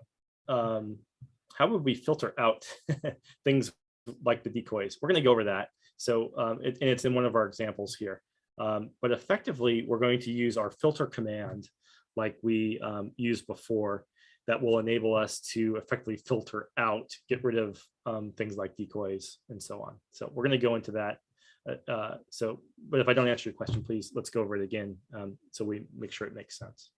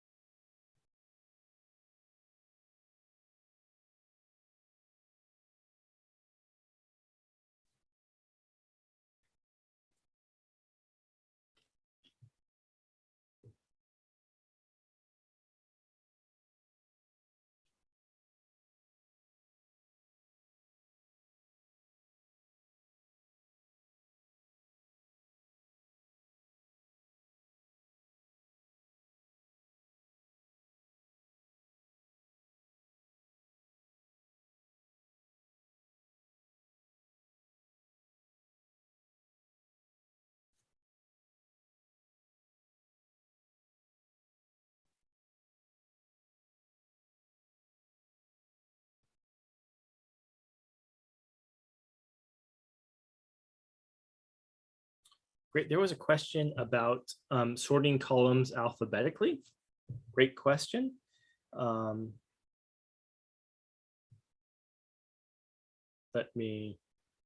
we have a verb for that. So here's a little cheat sheet. So and it's great. It's great to be able to, that's the key thing with tidyverse is sort of being able to say what you want to do, what you're trying to accomplish. And if you can say it, then you can usually do it. So if we want to sort columns alphabetically, that is this arrange verb here. Okay, so we're going to use the arrange verb here as part of the tidyverse. And then if you take a look at the arrange examples here, this was an example where we did that. So we alphabetically essentially arranged, sorted the table based upon condition. If you had numerical values, it would sort based upon the numerical value. And then if you want to reverse the sorting, you can use this descending function on the name of the column you want to sort by, and that will reverse the sort.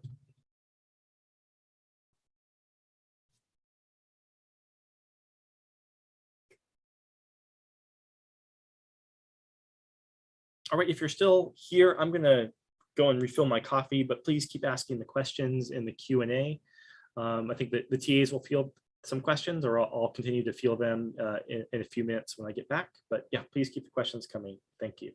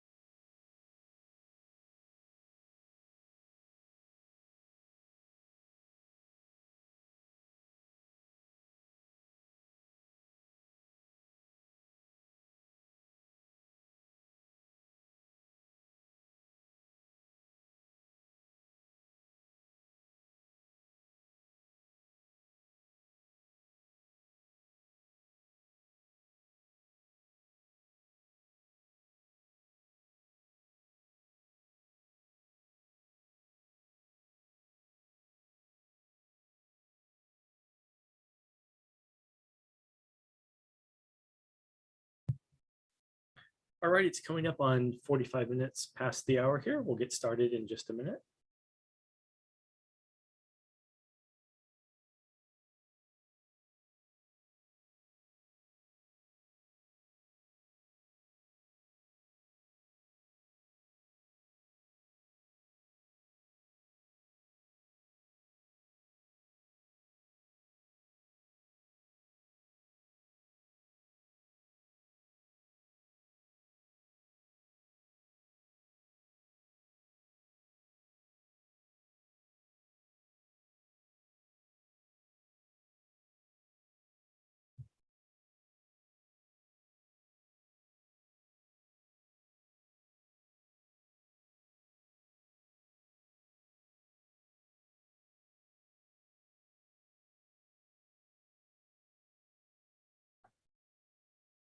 So we'll give it just a few more seconds here to let people come back.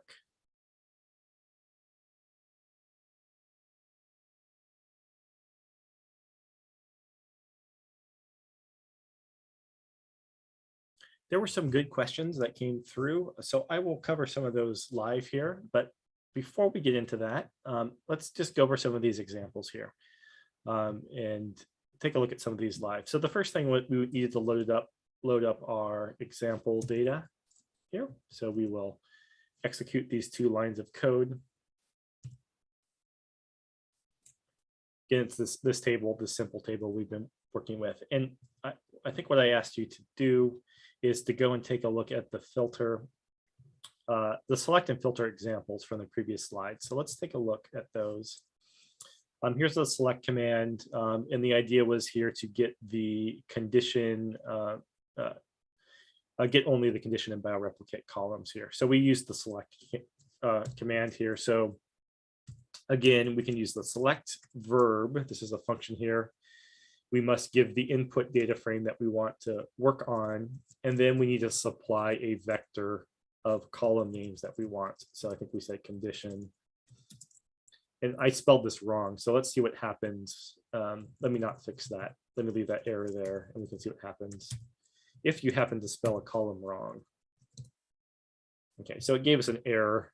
Well, I spelled them both. Oh yeah, no, sorry. I guess I got bioreplicate right. It spelled condition wrong. It tells us that the column condition without the I after the D there doesn't exist. So this is a case where you actually got a helpful error message. So let's go and fix that typo by putting the I there. And then if we run this piece of code, we in fact get the data table out with just the condition and bioreplicate. Let me cover this in parallel, but one of the things I wanted you to think about was, does this look familiar, getting specific columns from a data frame? And can you do this using alternatives from day one? Well, let's think about what we learned in day one. We learned about the subset operators for using the square brackets. And we also learned about if you want to subset tables, that we need to give a expression that represents the rows, and expression that represents the columns that we want to get. And if we want to just get all the rows or all the columns, we just leave that particular piece blank. So in this case, we want all of the rows in the data. So we don't need to put anything for the row specification. We just leave it blank. And then we just need to give the vector of column names that we want. And so we do this here. And if we were to execute this line of code, we'll get the same output. So these 2 lines of code effectively do the same thing, 2 ways of doing the same thing. But you can see they're sort of very similar. The code isn't all that much different. We have very similar use of vectors here to how to get the data. Let me take the second example. This was using the filter example. Okay, let's go there. Filter. We wanted to get only the rows for condition 4. All right, so this was the code for that. I can just type it here. Filter dat. We have to write a conditional expression. That's what usually the filter command works with. And so we want the cases where condition equals condition 4. Let's execute that line of code.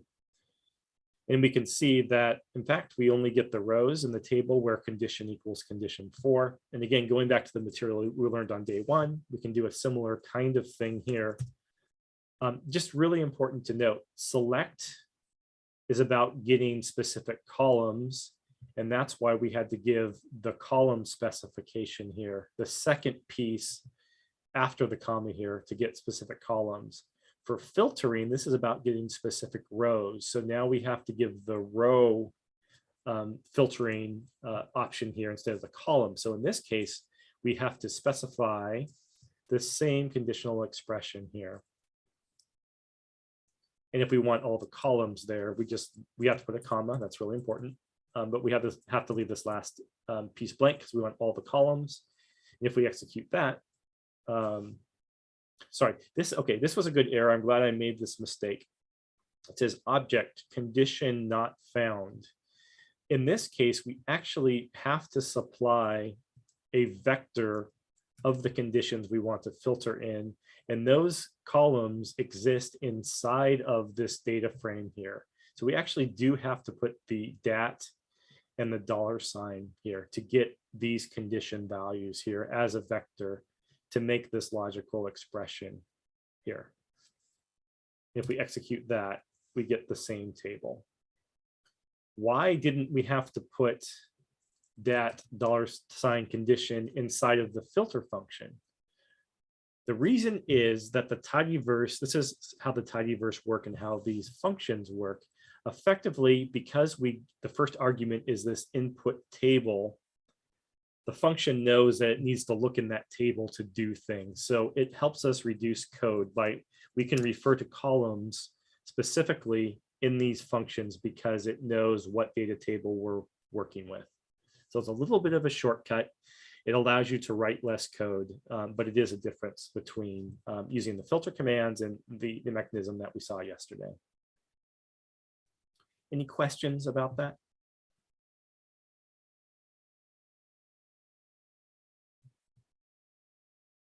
Let me continue with some of the questions that came up.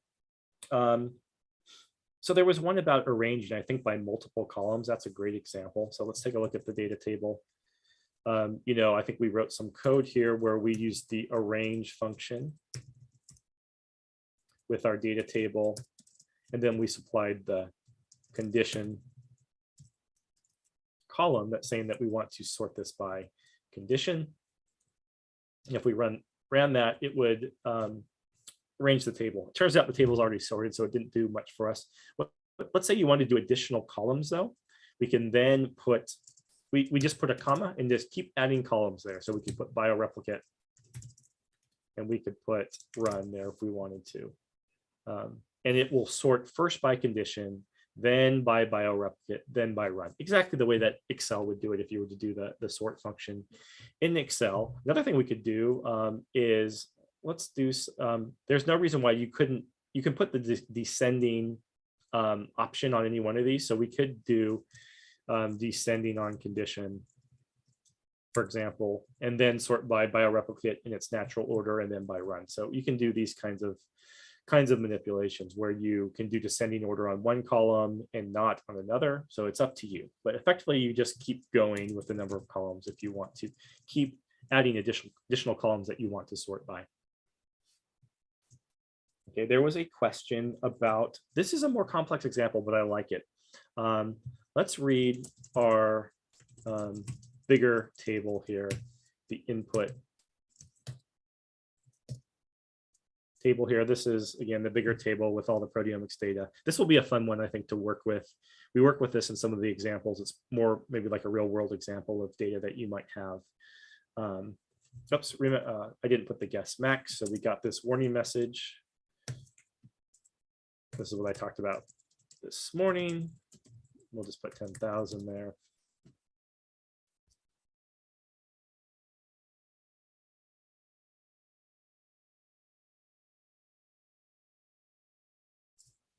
And this is a big table, so it takes a little bit to read, but it came back. So let's look at this. And probably I think what somebody noticed is that there were some decoys here that we may want to filter out from our table.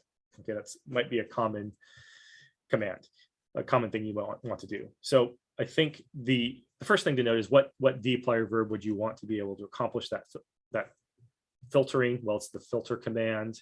Then the next question is, how do we filter out essentially protein names that start with decoy? That's kind of the key thing. And we didn't explicitly learn how to do that, but let me point you in the direction of where you might want to go to do that. And what we can do is, if you go to the Tidyverse, let me go there, the Tidyverse main website, there is a package called string R. The string is what computer scientists like to refer to as data types that are represented by letters and words. Okay, those are known as strings. Just as some background, so this string R package allows us to do some things about strings. This is a little more advanced. We're sort of digging into documentation here, but there is a cheat sheet here that you can take a look at.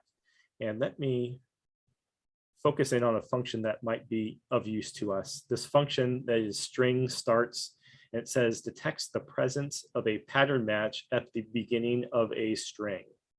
Okay, so that sounds useful. Essentially, we can ask if a string starts with decoy, filter that out. So let's take a look at how we might write this expression. So let's use the filter command on this is the big data that we just read, dat. And then we need to give a conditional expression. We're going to use the str starts function. This gives us a little bit, again, this is a little more complex, so just bear with me here. We need to give the things, essentially the columns that we're interested in filtering. In this case, it's going to be protein name. So it says, look in the protein name column, and does the string start with decoy? And you got to spell it just as you see it, D-O-C-O-Y, decoy, here. Let's take a look actually at this as a separate expression and just execute this. This is a conditional expression. It asks, and sorry, I'm going to put the dat here. You're going to see why we're going to need to do that and why we don't. This follows on what I just mentioned here, but it's going to ask for all of the protein names inside of the data table in this column. Do they start with decoy or not? And if we execute this, we're going to get a big, long vector of, in this case, 1.25 million answers that come out. Some are true, some are false. And this is going to answer true when the decoy, when this expression is true. We're going to add just a note to take. We want to negate this expression, so we can put do you remember yesterday we talked about not equals, and that looked like a exclamation point and an equal sign? The exclamation point does like a negation kind of thing. So we can actually just put an exclamation point here into the expression. So this says, gives us all the protein names that don't start with decoys, effectively what that says. Okay, so let's take a look at the output of this. Now you can see that some of the first rows in the original table here started with decoy. If we do this filter command here, we got rid of those rows that started with decoy, and now we get proteins that weren't detected as decoys. Okay, this actually specific cases inside one of the examples. Let me copy and paste this code, if I can, into the chat. There. Okay, so that's an example where we filtered out the decoys from the data table. Something very common you might want to do. Easy to do that. One last question that came up, a good question. They had seen this expression where there was a colon operator with two numbers on either side. In some programming languages, you use this colon operator to select rows and columns. That's not the case in R. This actually is another operator that does something else. The cool thing about programming languages is that you can experiment. And so if you have a question about like, what does this colon operator do? I would suggest just go and make an expression and write it and execute it and see what happens. So let's execute this. So this colon operator just made a list of numbers for us, the numbers 1 to 10 for us. It made a vector of numbers 1 to 10. So for example, if we took our data table and use this colon operator to go with the numbers 1 to 10, that will give us the first 10 rows of the table. Or we can even put 1 to 5 there, that gives us the first 5 rows. So that's a handy way to make a vector of numbers from one, from a start to an end. I should say a vector of integers, really. All right. Okay, great questions. Any follow-up on that? So what we just did is we got the foundations of these data manipulation verbs that are implemented by the tidyverse package. We're going to expand on this now in a really cool way to allow us to do some interesting data manipulation work. Let me just remind you again, these are the verbs that we talked about. These represent the fundamental data manipulation operations that we can use to do really cool analyses on data tables. Okay, so let's get into this last component of the workshop here. We're going to be talking about analysis pipelines. Yes, so like I said, we're going to talk about analysis pipelines. We need to learn just one other bit of new R syntax, and this is known as the pipe operator. And this is another one. R has all kinds of these weird operators. We know the assignment operator looks like an arrow. We've seen the $sign that can allow us to access a column from a data table. This is yet another one known as the pipe operator. And you can think of this operator as taking input from the left side of something and feeding it like a pipe over to the right. That's why we're using this little arrow, this greater than sign to look like an arrow. So something from the left is going over to something on the right. And we use this in regards to functions. I'll show you what I mean in just a minute here. This is 3 individual characters here. It's the %, the greater than sign, and the %. And these, like the assignment operator, you cannot put spaces between these. These all have to come together. It's a weird operator. It just kind of is what R is, and kind of consistent with R sometimes doing funny things with these symbols. And the general idea here with this pipe operator is that we can take a tidy data frame and we can pipe that data frame into one of the dplyr verbs that we just learned about to now produce a modified data frame. Okay, so this is a powerful concept. Taking a data table, piping it into one of these verbs and getting out a modified table. So here's the general template here. If we take a tidy data frame and we pipe this into the mutate verb, we're going to get a new data table that has a new column, because we know that the mutate command adds a new column. If we do the same thing with select, we know we're just going to get a table with the columns that we selected. If we do this with the filter command, we're going to do the same thing with filtered rows. All right, so that's the general template of how we're going to be using this pipe operator. So let's just do some quick practice with the pipes here so you understand what's going on. This is some code that we saw, several slides back about filtering a data table based upon the rows that had conditions that were equal to condition 4. This is code that uses the pipe operator. And what I'm going to tell you is that these 2 lines of code do exactly the same thing, just slightly different. So can you spot the differences where these 2 lines of code are similar and different?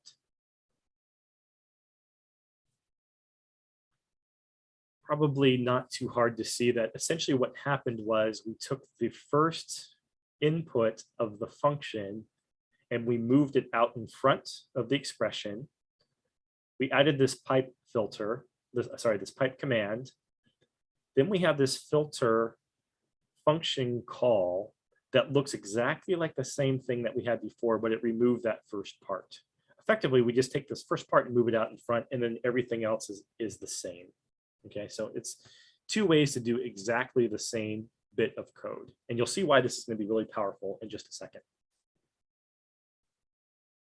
So let me, maybe I'll run through these live here. Wanted you to practice with pipes a little bit. So let's look at this particular, let's go back to our annotation data. And I wanted you to rewrite this example using the pipe syntax. So probably, hopefully not too complex. Let's take a look.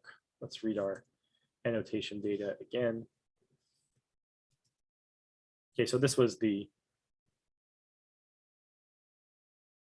code. This was the arrange syntax. We saw this before.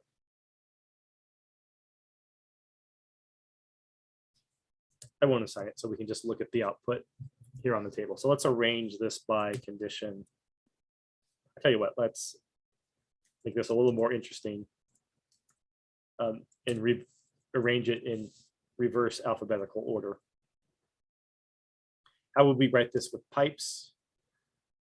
Like we saw, we just need to take the first argument out, stick it on the front, add this pipe operator, which is percent greater than percent, and then take the exact same stuff that we had before, but take off that first part.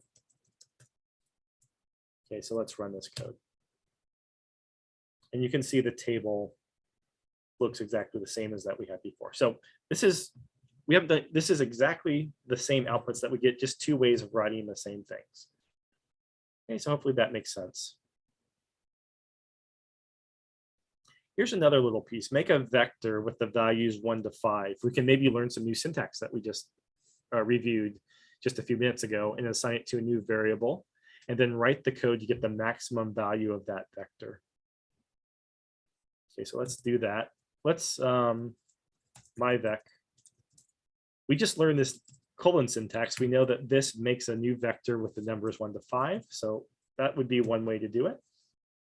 You can print this myvec out. And this is in fact the vector with the values 1 to 5. We could have also have done this, which we did yesterday. Right, same thing. myvec. Okay, and then I asked you, how would you get the maximum value out of this vector? We learned about the max function, so we can say myvec. And we can get the max value out, which is 5 as expected. That's good. Then I asked you, can you think of a way in which we might use the pipe to write the same expression? I don't think you should do this in practice. This is mostly just to practice with the pipe to understand what exactly it's doing. Remember, the pipe just takes the first argument and moves it out in front. So we could rewrite this in pipe command here by writing myvec and then piping that into the max function. If we execute that, we get 5 out. Okay, again, in this case here, this is actually harder to read in my mind a little bit. I think if we just typed max myvec, that maybe makes a little more sense. It's saying get the maximum of my vector. Okay, so in practice, I don't suggest you do this, but I wanted to bring this up just to hammer home the point that all this pipe is doing is taking the first argument of the function and moving it out in front. All it's doing. Okay, it's going to be really helpful though in these dplyr functions that we just learned. Any questions about the pipe operator?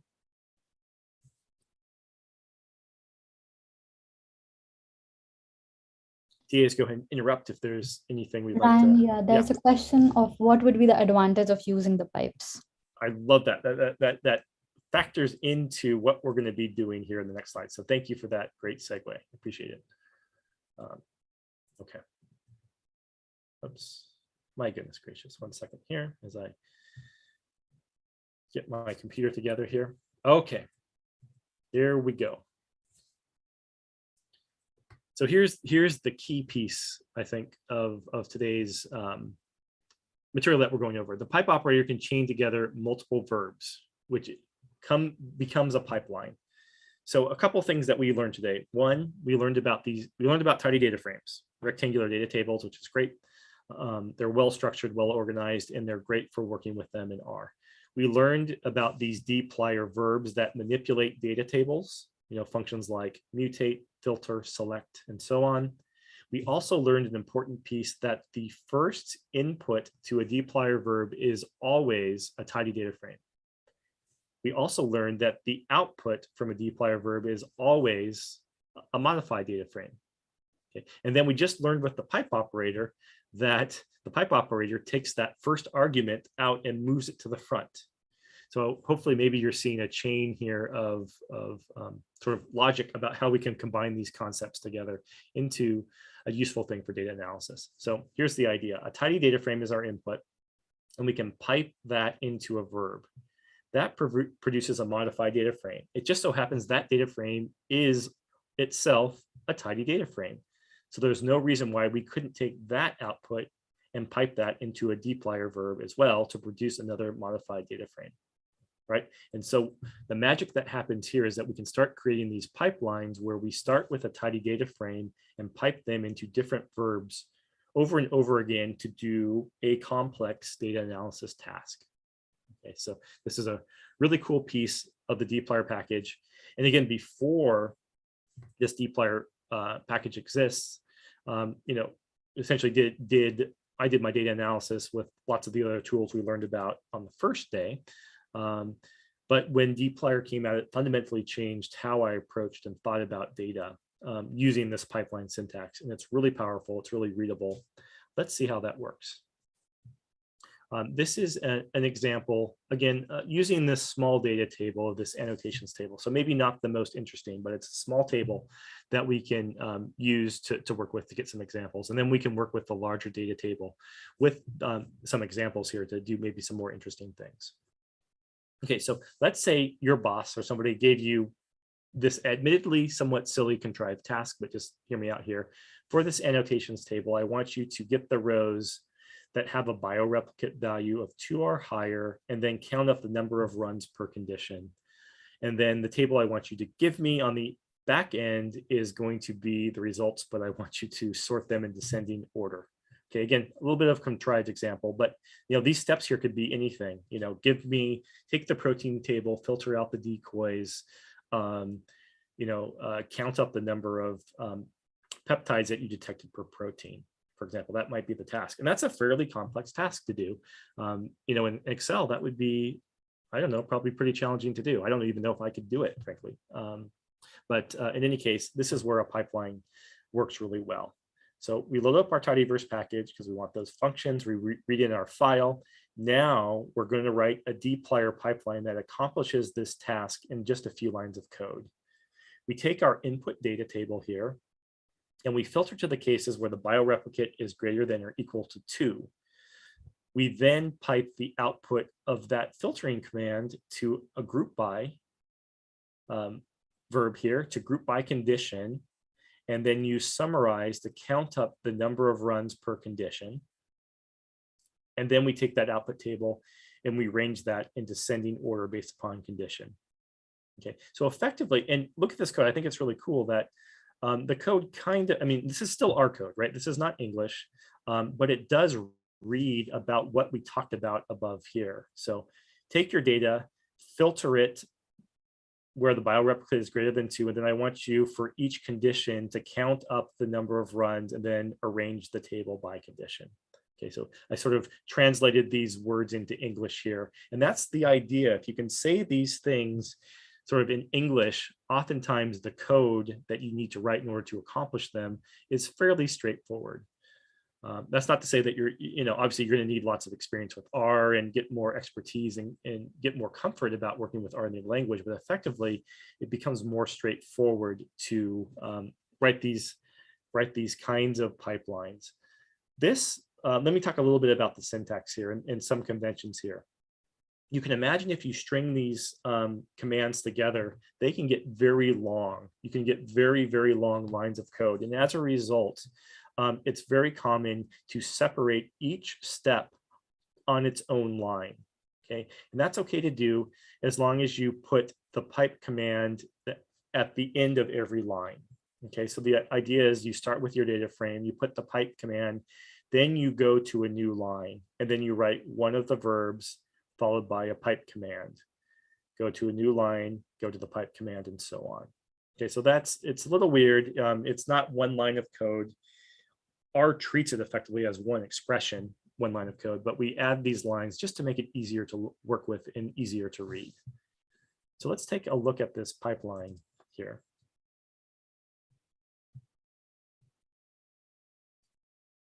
Okay, so let's read this data table here. Let's take a look at this pipeline. Oh, yep, and even my PowerPoint slides sort of put it on multiple lines. So I'm going to make this easier to read here.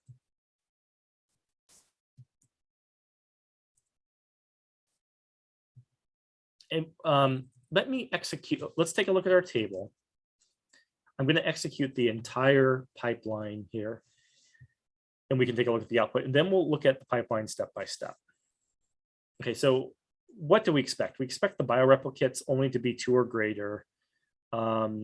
We want to count up the number of runs per condition, and then we want to arrange in descending conditions. So let's take a look at that output. Okay, so a couple things. It did what we wanted to. It got rid of condition 1 because of the filter command. Then it grouped by the conditions, the 3 remaining conditions, and counted up the number of runs there. There are 3 of them. And then it ordered the table in descending order of conditions. So we went from 4 to 3. So again, a little bit of a contrived example, but I think hopefully you can see that this is really quite general and can be powerful. One thing that can be useful is to take these pipelines step by step. And one way you might want to do that is you can just take your cursor and copy the piece of the pipeline before the subsequent pipe operator. We can copy and paste that into our console and execute, and we can see what it did in that first step. In this first step, it got rid of the condition 1 rows. Let's do the next step. We're going to now do the group by piece. If you recall, the output doesn't look any different, except that it tells us that we now have a data table. This is in R's memory that has been grouped by the condition column, and there are 3 of those things, which is correct. Those 3 of them.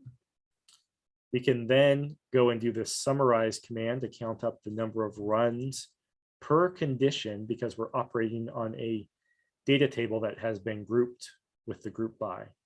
So let's take this piece of the pipeline and run that. We now have a new column called n runs, and that's equal to the number of runs on those conditions.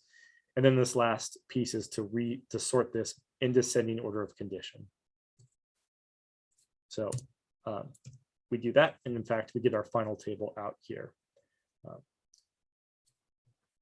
In practice, usually what happens is I will start with a pipeline, and I will usually work it step by step. So I'll say, okay, I want to filter this. That's fine. Bioreplicate equal to, I don't know, 3 in this case. And I'll usually go and I will execute this code. We learned yesterday that if we put our cursor on a line like this one and push command or control enter, it will execute that code in the console down below. Nice thing about these pipelines is, even though this is on multiple lines, our studio knows that this is really a single expression. So we can put our cursor on either line here, doesn't matter, and hit command or control return, and it will execute the entire pipeline, no matter how long it is. Okay. So typically in practice, when I work with these pipelines, I usually build these up step by step, and I look at the results on the output to make sure it is what I expect. And then, okay, if that looks okay, then I will continue with the pipeline and continue to write them. Right. We are going to take a look at some more interesting examples, but before we get to those, any questions about dplyr pipelines?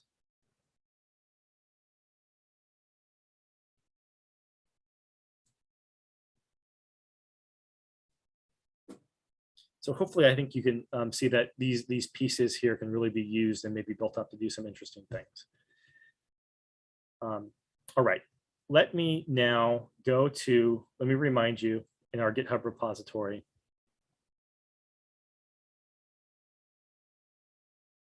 Under the exercises, we have some day 2 dplyr basic exercises here. We're going to be doing some things with that larger data table. I will post the answers after the course, the solutions to these exercises, but let's walk through these live, and then please let's ask some, if you have questions about things, if things don't make sense, let's talk about those. Okay, so let me come here. So I'll walk through these questions with you.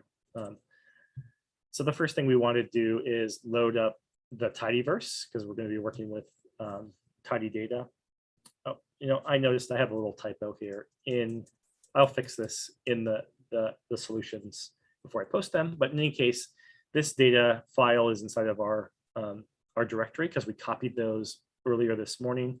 We're going to read this big data table. This is the one with all the peptides from a large proteomics experiment.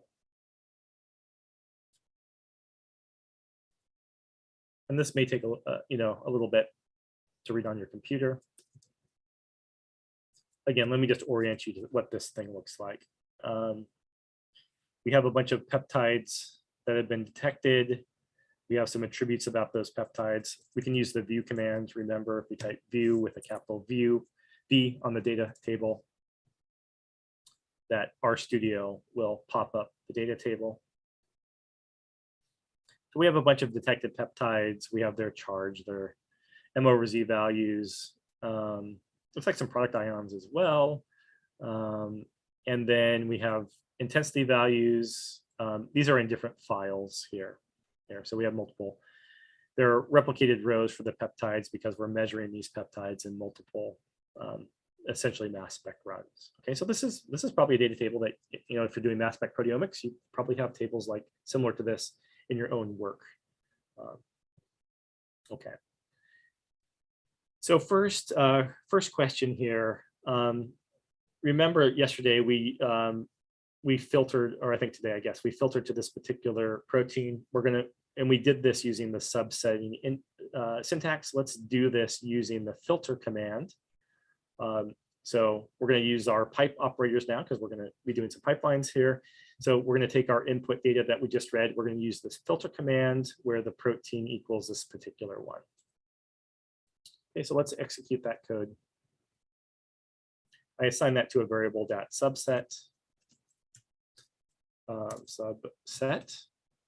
And that's this new table. Remember, the original table had, 1.25 million rows. This particular subset has 288 rows, okay, and should correspond to just this particular protein. I think it's useful to always check data as you're working with it to make sure things work as expected. So how might you confirm that this DAT subset really has data for just this protein? We can use information we learned yesterday. So one thing we can do is we know if we type the data frame and we type the $sign and then the protein name, column name, and we hit return, we can get all of the values. Sorry, we want that subset, right? That subset, we can get all the protein names for this subset, and we can hit return. And it printed all those out. Visually, these look the same, but I would never trust your eyes. So let's use that unique function that we learned about. Unique dat subset with protein name. And in fact, all the unique values for this vector of protein names is in fact this particular protein that we got. So that's a way to check data. I highly recommend doing those kinds of checks with your data in your analysis as you're doing analysis, just to make sure things look as expected. Okay. How many rows and columns did you get when we did this filtering command? And how does this compare to the number of rows and columns you got when you subsetted? Okay, so this is just nailing down the point that the original data frame had 1.2 million rows. This subset has fewer number of rows. These are 288 rows here because we subsetted data. As we expected, we'd expect to get fewer rows. We could have also typed n row, right? We know about that function to get 288 rows. If we were to do syntax from yesterday, we could do the same kind of expression where we give a row filtering conditional expression. Okay, just the same way to do that. Okay, let's say we want to get data for a particular file name. So not only do we want for this row, for this protein, but we also want to look at a particular sample. Imagine you're running some data. One of your MS runs happens to be an outlier in some way. Maybe the tick looked strange for it or something, and you want to look at that specific data. Well, we can actually combine this filter command with the pipeline into another filter that first filters by the protein and then filters by a specific mass spec run. So that's just building upon the basic tools that we have. There's no reason you couldn't keep filtering, for other conditions as well. Okay, so let's execute this subset 2. Let's take a look at the dimensions, or maybe the number of rows, n row of this DAT subset 2 has 24. So remember the original one had 2.5 million rows. The first subset down to that specific protein had 288. And now this specific subset down to this protein in a specific mass spec run has 24 rows. Okay, let's use the unique command on protein name just to confirm that in fact we have just this protein. That looks good. Let's use this on file name to make sure that we have just that file. Right, so this confirms that we've done the filtering properly. If we were to do file name on the first filtering, we would get lots of file names because we have best proteins for all the runs. All right. Okay, we already know about the view command, so you can take a look here. Let's look at view of this data frame. So we can see here for this particular structure of the data that we have peptides and some fragmentation ions for them. So we can kind of understand the structure of this better about what this data looks like. Okay, so this is a useful way to, as you subset, take a look at it so you can understand the structure that's there. Okay, so now we're going to go into this group by and summarize, and this is, you know, one of the places where this is really powerful. So let's say we wanted to identify the number of unique peptide sequences identified for each protein in the data. Okay, if you were to do this in code, what columns, first of all, let's think about what columns you would need to do this kind of data analysis. Let's take a look at our input data here.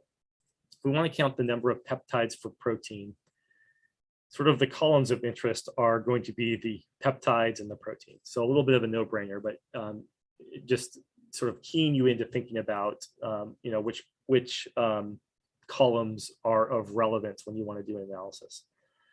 Okay, so then let's write a dplyr pipeline that does this particular task here. So this is a complex operation. We have let's actually find out. Let's note that we have some decoys here. We're going to deal with those later, but those decoys are going to be in this analysis. Let's find out how many proteins, unique proteins, are present in this data. So the first thing we can do is we can do dat $protein name to get all of the proteins names in our data. We can use the unique function to get those unique proteins. Let's assign that as a variable. So let's call this prots. And then let's count how many unique proteins we have. Okay, so we have 3,097 unique proteins present in this data set. Okay, and the question is, we want to determine the number of peptides for each of these 3,097 proteins. That would be a pretty big task to do. You know, do certainly by hand. You're not going to do it by hand. You wouldn't want to in Excel necessarily sort of, you know, select cells and then count things up, you know, by hand by dragging and dropping cells and so on. We can do this really conveniently using the dplyr syntax of group by and summarize. And this is all of the code here to do that. So we do this very complex sort of analysis in with of effectively 3 lines of code. So we take the input data frame, we group by the protein names, and then we summarize to create a new column called N peptides, and that is just the length of the unique peptide sequences. So I did this in 2 steps. Let me actually write this out explicitly. I did this in 2 steps above. I took prots equals dat $, what protein name, and then from that, then I did the unique. Actually, sorry, let me do it like this way: unique prots. This will make it more clear. Unique on the prots like this. So I did something like this below, and our unique proteins are these, and there are length of those 3,097. So I did that in 2 steps. There's no reason we couldn't have done this where we do length function with the unique protein names. Okay, so this is a command where we've combined these effectively these 2 steps. Sorry, and then we have the length of unique protes. So essentially we took these multiple, effectively there are 3 steps here and combined that into one line. That's what I've done here in a similar context for the peptide sequences. So got the unique peptides and then the length. This group by command will compute this, essentially this operation on each unique protein name. So let's take a look at what this output looks like. So now this is cool. We knew that we had 3,097 proteins, so we expect to get that many rows in the table. So now we have 1 row for each protein and the number of unique peptides that are present for those proteins. Okay. And we're not covering we're not covering this, but let me give you an example of what you might want to do. Let's assign this to a variable. Peps per prot, just give you a little preview of ggplot2 here. I encourage you after this course to go and investigate ggplot2, but we could make a distribution of the number of peptides per protein. Again, we're not covering this syntax in this course, so please just bear with me, but I want to give you a motivation for what you might do with this data. And please check out ggplot2 after this course, it's really useful. This is definitely more complex code.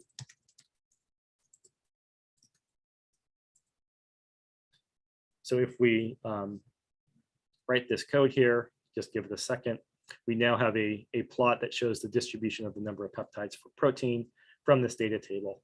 And we effectively got to this plot, by 3 lines of dplyr code and 1 line of ggplot code to get here. Okay, so fairly complex analysis that we did.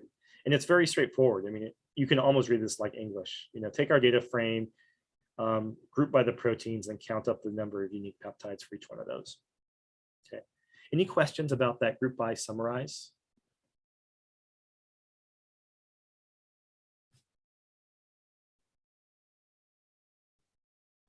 Okay, so this follows up on one of the questions that I talked to earlier about removing the decoy proteins, because we may not want those. So let's say we want to do this following task. We want to remove our decoys. We're only interested in the protein names and the sequences. Only keep the proteins that have at least 10 unique peptides per protein. And then I want you to, count the number of proteins for each peptide and then order based upon the precursor mass. Okay, I mean, this example maybe is a little bit contrived, but maybe not so much. It makes maybe a little more sense. So let's write this dplyr pipeline. So I kind of helped us out here. I already have it here. Let's write this down step by step about what you would do. So first, remove the decoy proteins, then count by the number of unique peptides per protein, then filter those results to proteins that have at least 10 peptides, and then order results by the actually precursor mass. Well, I don't know. I guess I did something a little bit different here. We can try both of these things. So this is the pipeline that does that. So let's take this step by step. We already kind of saw this before, but let's take the first step here is our input data, and we're going to filter out our decoy proteins using the filter command. And as you recall, the first proteins, and we saw this above here as well, that these first proteins are decoys. So those have gone away now. Then we're going to group by proteins and count up the number of peptides per protein. So we've removed the decoys now. We should have fewer rows. We had, what did we have? 3,000 and what was it? 97. So there must have been, 3,097, including the decoys, we have 3,027. So, 70 of these were decoys, and we've got rid of those. So the number is smaller as expected. We have the number of peptides per protein. We see some of these have fewer than 10. So let's, fewer than 10. So let's filter those out. We got even fewer of those here. So now these are only proteins that have at least 10 peptides per protein. Let's assign this to a variable here and just make sure that that's the case. I'll call this dat2. And let's use the information we learned yesterday. Let's do the max of dat2 on the number of peptides per protein. I'm sorry. The maximum is 103. That's a lot. We want the min here just to make sure the minimum number of peptides is 10, right? So we filtered out things that were below that. So the minimum number should be at least 10, and that's the case. And then let's arrange this in descending order of number of peptides. I mean, this is useful. We might want to look at the peptides that we've covered the most in our experiment, right? And so now we get this particular example where we have 103 distinct peptides per protein. So we really nailed the sequence coverage on this particular protein. Okay, you can imagine other, let's say, let's see, I think there are Q values in this table, but I guess they're not entered, they're NAs here. But let's say in theory that we had, we wanted to filter like to the FDR. All you need to do in the same pipeline is just write a new line in here, filter. Let's assume we have a column called FDR and it's less than 0.01. So, you know, really easy thing to do. We just modified our analysis to include a false discovery rate filter, and we just add a new line with the filtering step. Okay, you can imagine doing other summaries here as well. Maybe you want to compute you know, I don't know. Maybe you want to compute the average retention time. Probably doesn't make sense for proteins, would make more sense for precursor peptides, but I think you get the point that you can compute averages on retention time. You could compute averages on a precursor mass and then calculate ppm errors on those. You could just use those summarize commands to do those operations like that. So great. So sort of outline, sort of laying the foundation for doing some pretty sophisticated data analyses here using these dplyr verbs and combining them with pipelines to do some pretty complex analyses here. There's obviously a lot of depth here. There's a lot more behind the scenes that's going on, and you can take these pipelines to be much more complex. So I just encourage you to continue sort of working with these pipelines, try practicing them with your own work. And I think you'll really find that they're really powerful and will really streamline your day-to-day data analysis operations. So any questions here on the dplyr pipelines?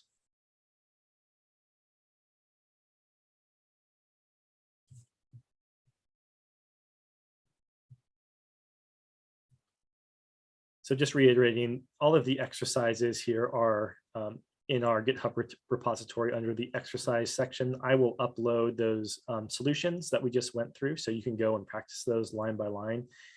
I think you'll saw that I was taking bits of code and executing them sort of step by step. I'd encourage you to do that. I would encourage you to take these examples and modify them a little bit. Imagine we wanted for some reason to just get everything on the decoy proteins only, not the non-decoy proteins. How would you modify the pipeline to do something like that? So, okay, great. Yep, TAs, please interrupt if there's any questions you'd like to cover live. That covers the main content. I do have some wrap-up sections here that I'd like to go through to get you started on sort of where do you go from here, and some resources that you might take a look at and work with.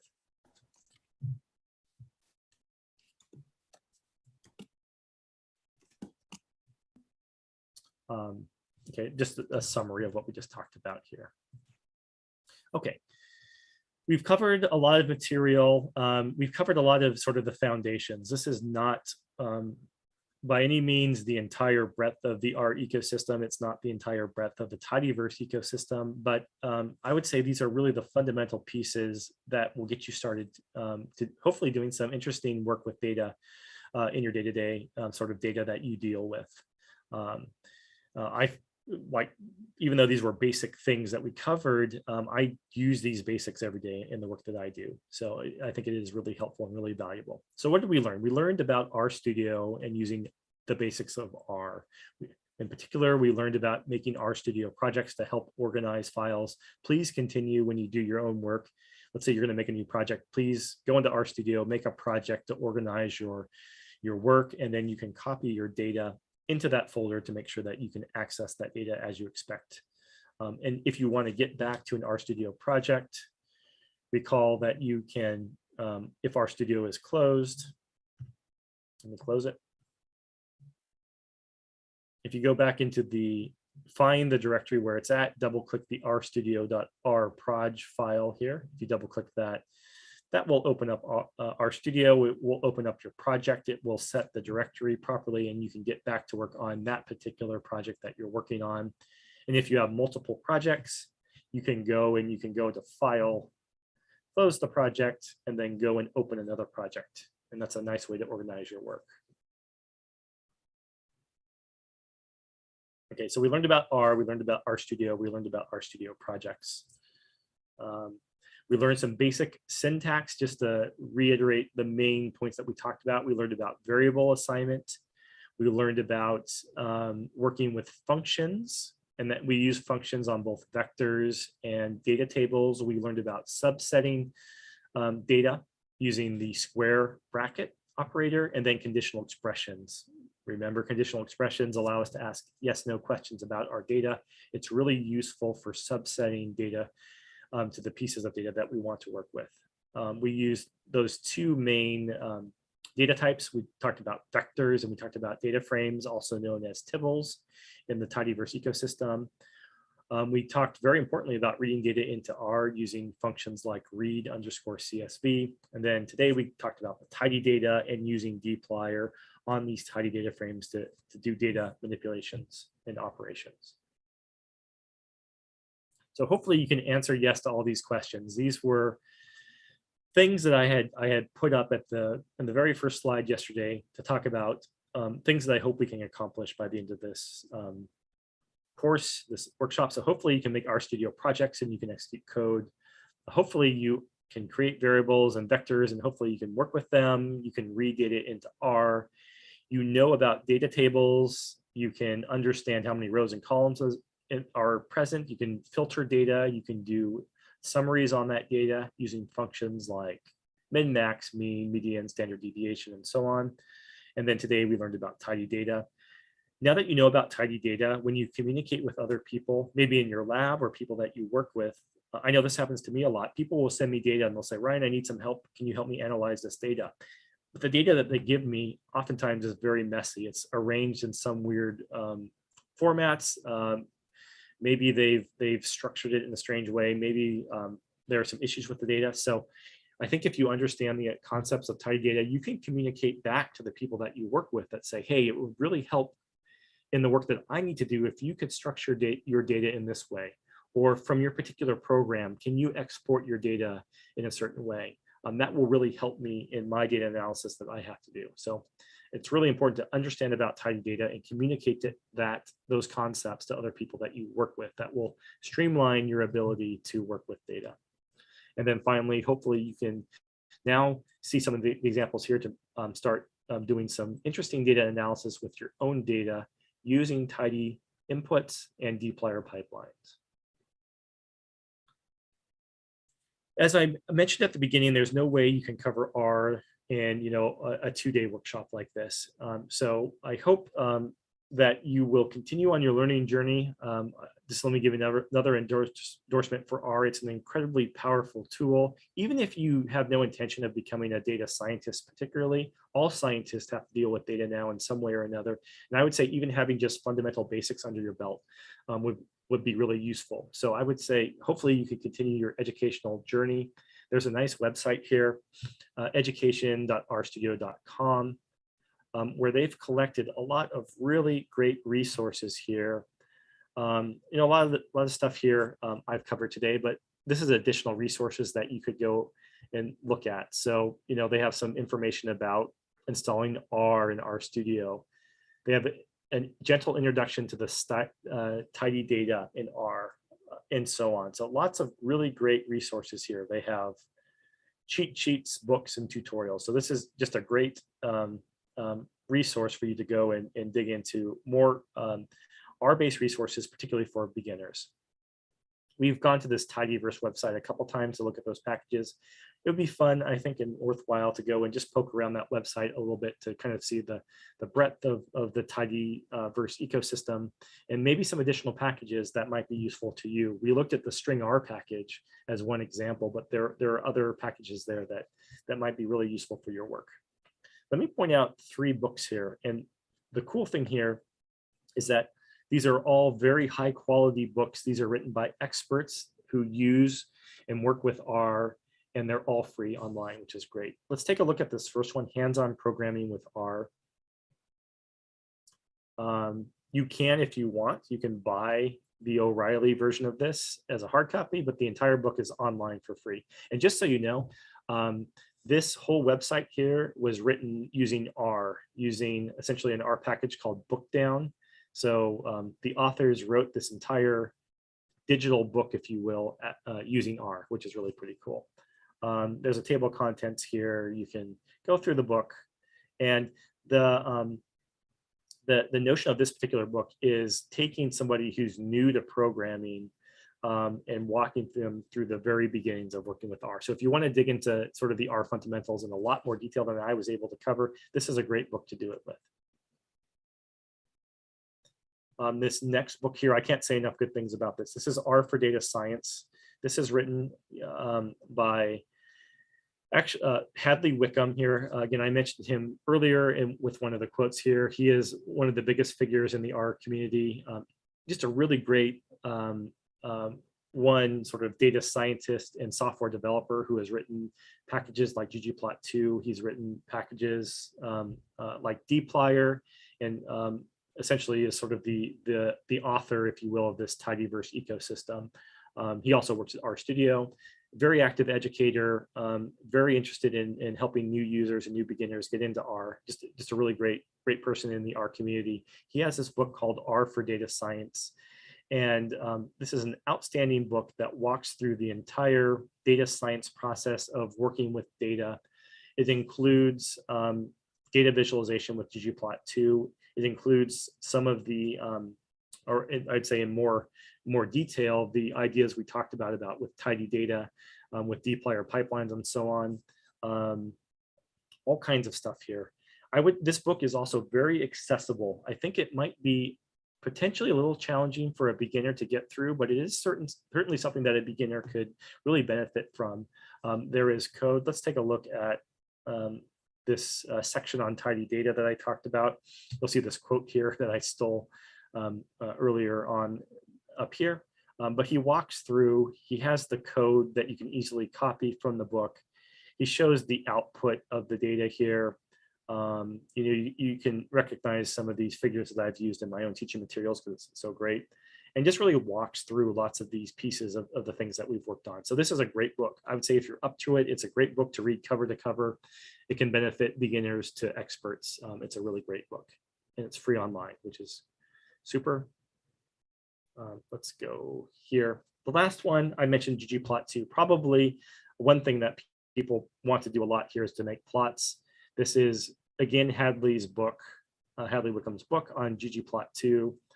Again, free online. You can buy the hard copy if you want, but this is all here free for you to use. This has a whole bunch of other additional syntax that we didn't go over, but talks about building plots with ggplot2. Again, this is, in my opinion, one of the, if not the most powerful and useful graphics plotting systems for any programming language out there. So I would certainly recommend, it's worth your time to learn it, and you can make incredible plots and graphs here using ggplot2. Ryan, before we move on, could you, there's a question in Q&A. Could you show how to use write CSV function to save the tables as CSV files? Thank you. Great question. Okay. So I think the question, yeah, obvious example. You have data and you want to give it to your boss, for example, or something. You need to save it out. Let me go back to our project where we can load some of this data. Let me do a multi-prong approach here because you're going to have questions after we're done. So let's do the following. Let's first go to our tidyverse website. Let's go to the packages, and then we can look through here to see what packages might sort of help us in this regard. So this readr package provides fast and friendly ways to read rectangular data. It can also write data here. So let's go into here because this looks like it might be useful. And there's a cheat sheet here. Let's take a look at that. I guess it wants to download it, which is fine. does the cheat sheet have right here? It does. So it talks about saving data, which I think is what we want to do. And so there is a function here called write.csv. And I do this not I went through this process to show you, like, if you have questions here, obviously you can feel free to email me. I showed you my email address. I'll go over that again. If you have questions like this, I'm more than happy to help with that kind of stuff. But if you're on your own, how would you get to this kind of solution?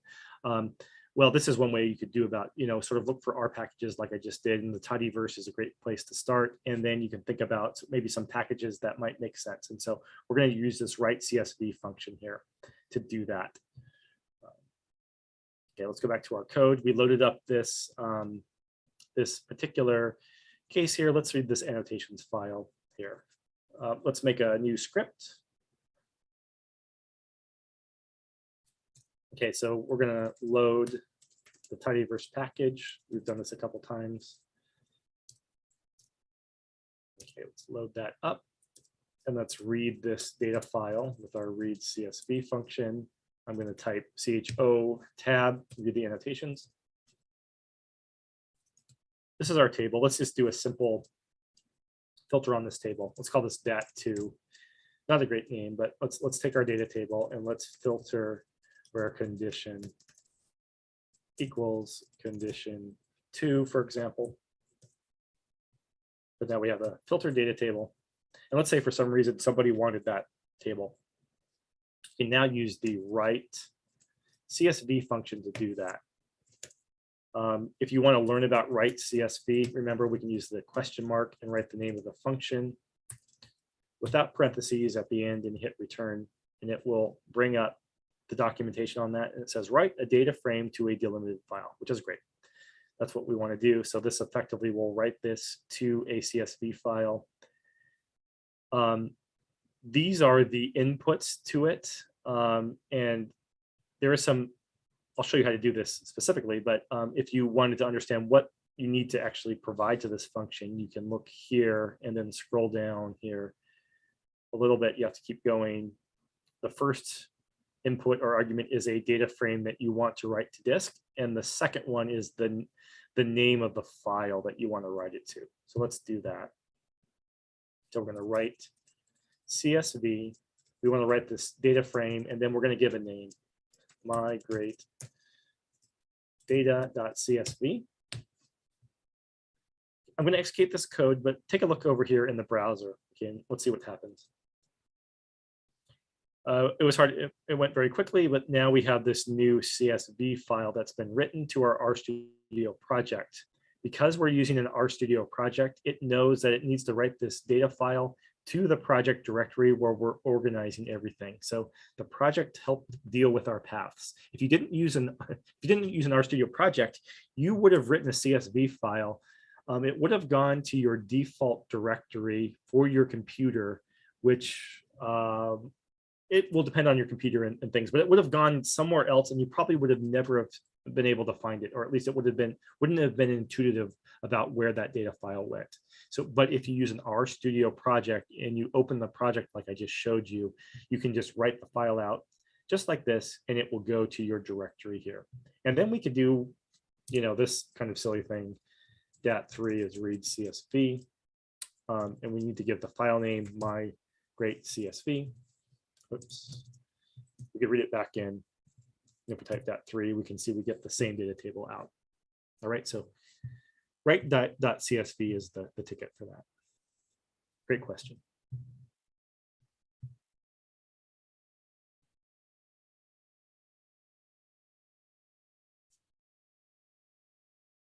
There might be some people or organizations to follow or just to keep up with that talk about R.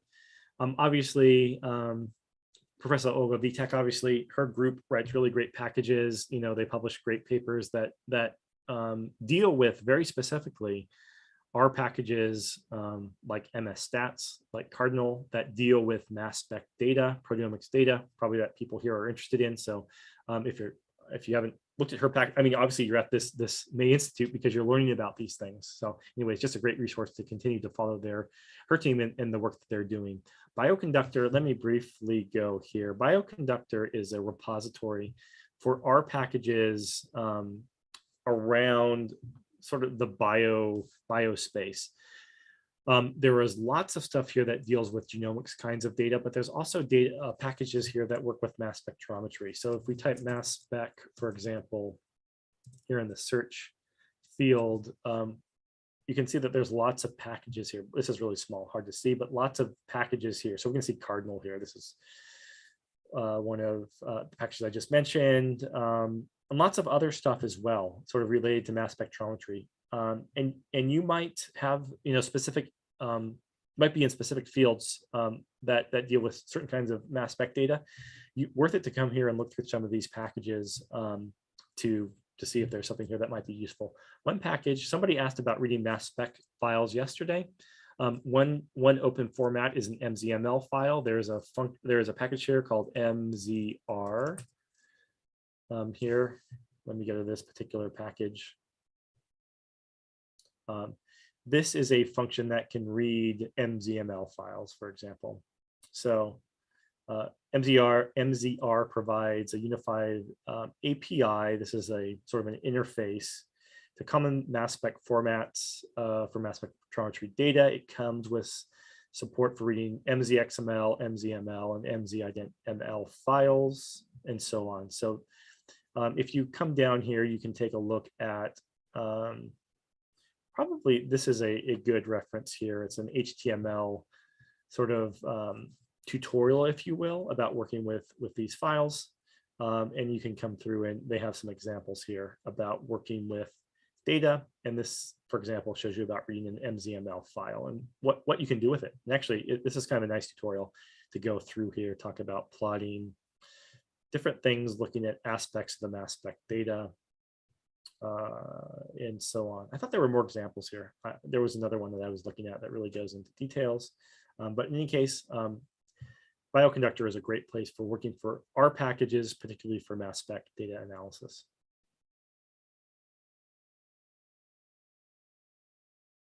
RStudio, again, I noted this yesterday that RStudio is the piece of software that we were using to work with R, but RStudio itself is also a company.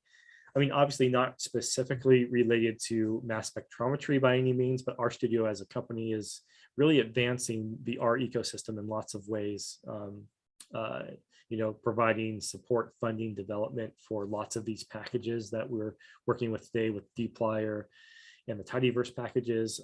So just as a company, if you're interested in R in general, that's a great company to follow in terms of what they're working with. Lots of information now happens on Twitter, either fortunately or unfortunately, and R is no exception to that. So you can look for hashtags like RStats here. I follow lots of people on Twitter just to see what interesting things are happening in R, in general, and people are doing really cool things all the time. Interesting analyses, interesting applications of R into, not only sort of scientific field, but in other cases, people are using R to make art. So there's a big movement making generative art using R. And people are doing some really cool things there. People analyze, financial data with R and all kinds of stuff. So if you look on Twitter for these hashtags, you can find lots of interesting things that might be of interest to you. On Twitter, there are some really prominent R users that keep you in the loop on what's going on. I mentioned Hadley many times here. He doesn't post a ton, but usually when he posts, it's usually some, good quality, high quality stuff that he finds interesting. There are some other people here. These three people here are also prolific R tweeters. As with Twitter, everything isn't necessarily going to be based on R. You're going to get all kinds of stuff, but occasionally some interesting things on R will come down the line here. David Robinson, he's a big guy in the R community. He had a series. He doesn't do this so much anymore, but a couple of years ago, there was a movement known as Tidy Tuesday, where people would take a data set and they would live stream them working with a data set. They take a very raw data set and they would start doing things with it from beginning to end. And I think if you look them up probably on YouTube. He will have his old examples of that. Again, this isn't going to be specific to necessarily, obviously mass spec proteomics, but it is useful to see an expert like David take a data set and work through it. He'll use lots of the tidyverse concepts that we work through. And, he's a good statistician and does good data analysis. And so it's really great to see experts walk through data sets live. So he would be a great person to check out if you're interested. Ryan, there's a question about bioconductor, like how are these submitted? How are the packages vetted, tested, or validated? What are the assurances on their performance? How is the support and all that? Great question. So let's take bioconductor, but let's step out into the wider field of packages in general. And there's another repository for R packages known as CRAN, the Comprehensive R Archive Network. When you install the tidyverse packages, it goes to the CRAN to go and install that. It's the repository for packages. Then bioconductor is another separate place where you install packages. So that's a great question. And it varies. Package quality assurances about what they do is correct and right, and that things run, that they're performant, that they will run well on your computer. Those things are not necessarily guaranteed. And so there is a bit of caution about just randomly finding packages on the internet, on CRAN, that seem to do what you want. And when somebody might type in, like, I want to do this maybe sophisticated statistical method that I just learned about. And so they might type, in Google some of those ideas about this method, and great, they might find an R package that happens to implement this method. But take things with some caution. There's no guarantee that what that package does is the right thing. So ultimately, it's up to you on the end to really make sure that what these things are doing makes sense and that they're doing what you want. That being said, I don't know the specific, this would be a great question, and then maybe give a plug for some of the sessions next week at the May Institute. Kylie is going to give some sessions, I believe on Monday, that are going to be some more advanced sort of our work, kind of maybe build upon some of these fundamentals.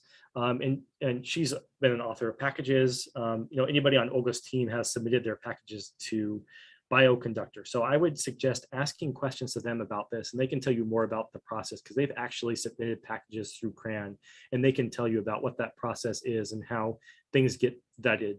That being said, regardless, it's still, ultimately falls on you as the end user to sort of be responsible for things that come out. Nothing is bug-free. Software that's complex like this, may have bugs. Obviously, people write high-quality packages, not saying that there are necessarily bugs in there, but ultimately, you have to use some caution. I think you have to also trust the groups that are building these packages. So anything in the core tidyverse packages are developed by experts that have good practices in place for testing their code.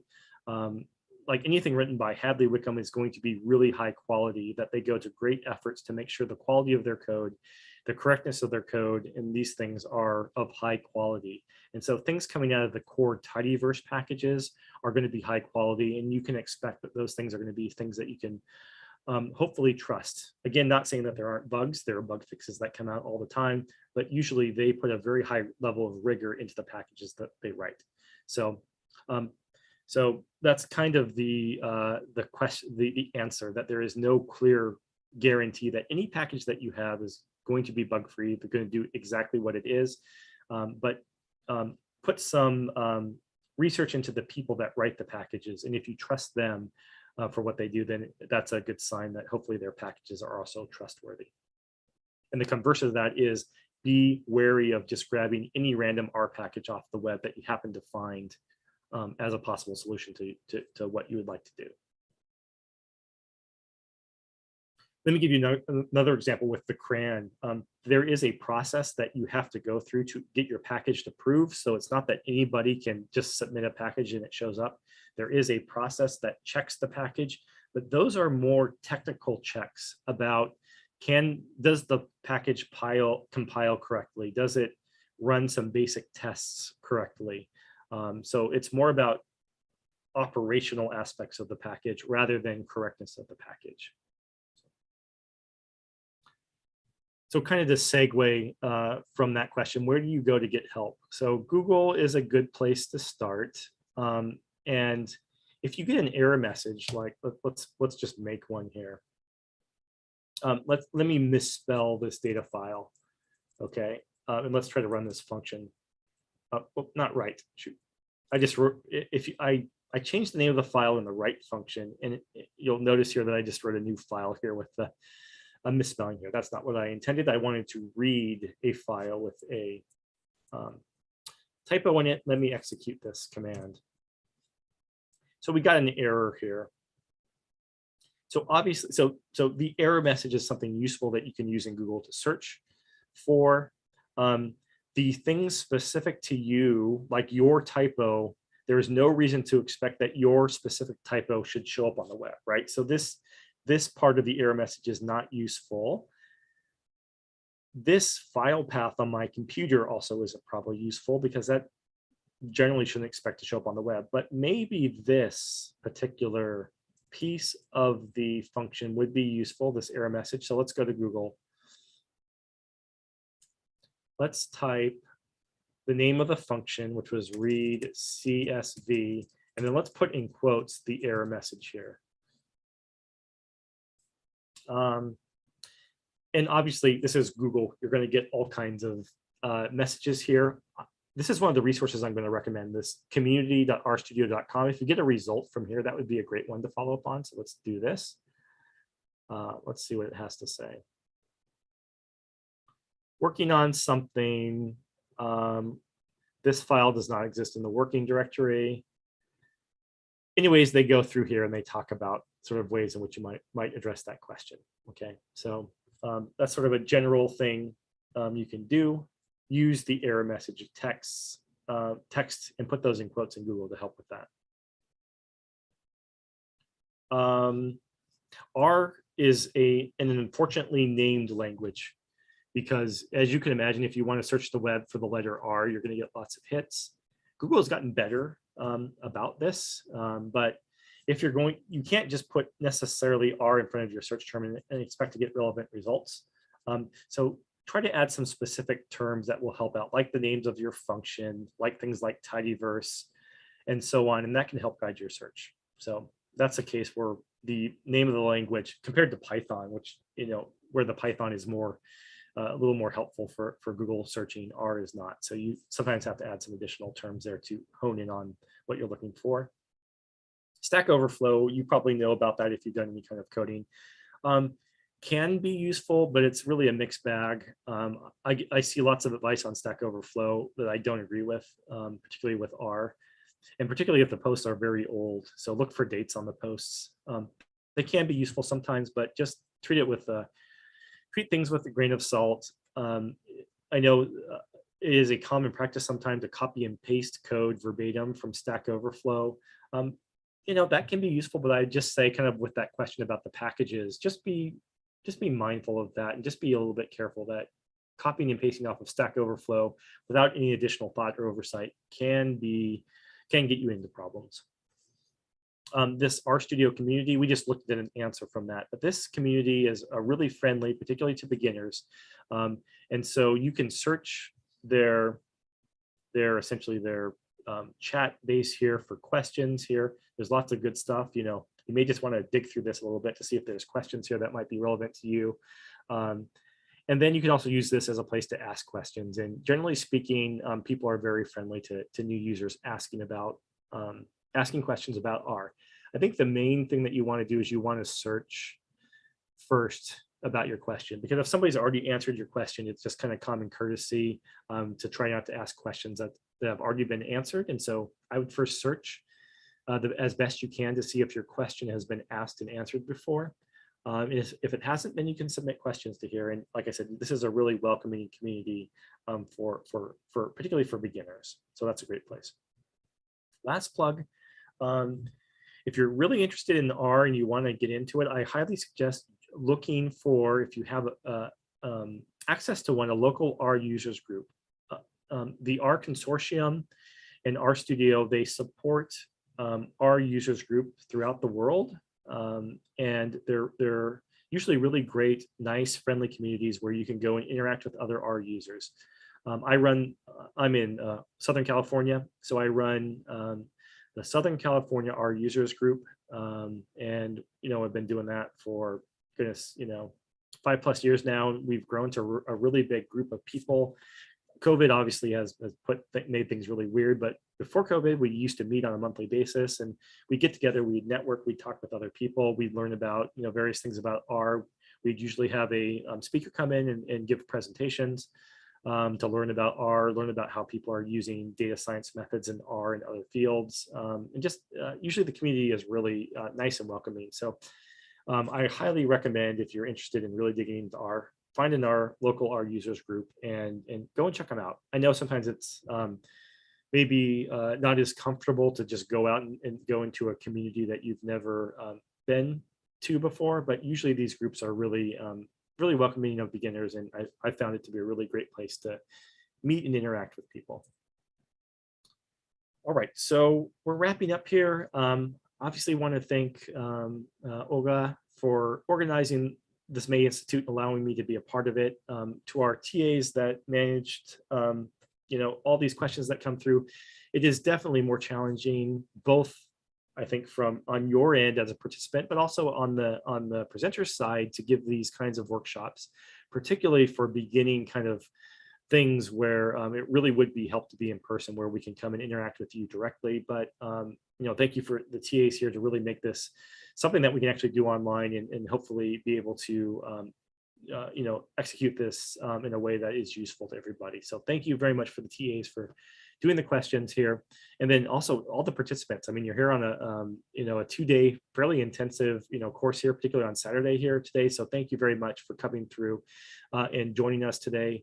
Hopefully, with the resources here and the material we covered, I hope that this has been useful for you. And what I would recommend is maybe try to take an analysis you did, like in Excel, and try to go and maybe start simple. Start with a simple analysis you did in Excel, and go and see if you can write an R script using the tools that you learned today, to see if you can reproduce that analysis in the R script. And then you can check your results back to the Excel results and see if they agree. And I think that would be a great next step to get you using R on a daily basis on your sort of the data that you work with. One last thing, just note that if you go to the May Institute website and you go to the documents, here, feel free to reach out to me. My email address is here. I'd be happy to answer any questions, any input, advice you might want about R. Like I said, feel free, send it along, and I will get back to you as soon as I can.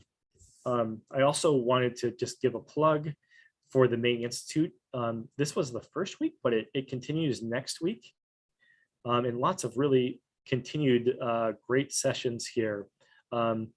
As I mentioned, Kylie here on Monday is going to cover an intermediate R crash course. So she's going to be building on lots of the things that we talked about in the beginner tutorial. If the stuff that we went over these last 2 days sort of made sense to you and you felt like you had a good handle, I'd highly recommend going to Kylie's session. She's a great educator here, and she will sort of take the next steps here. If this stuff was all really easy for you, I highly recommend going to her session here. So that would be great. Lots of other great sessions here. Learning about MS Stats is a great piece, and MS Stats TMT, if you're doing TMT based work, these really great packages about using them from their authors and the experts on these. So highly recommended. Just lots of other great stuff. And then if you're on the Python side here, this was also looks like a really great session here where Charles is going to talk about best practices for Python development, really important for reproducible data analysis. If you know some Python and or want to learn about some of these things, this might be a more advanced kind of session, but could be really useful as well. So just plugging the second week of the May Institute. If you haven't registered for the second week, you should be able to do that online to get the info to join these kinds of these great sessions for next week. Great. So, we're right. Boy, right about 11:14 here, so 1 minute left, but I'll be happy to stick around if anybody has any questions. And feel free to bring them up, and feel free to email me if you have any questions after the course as well.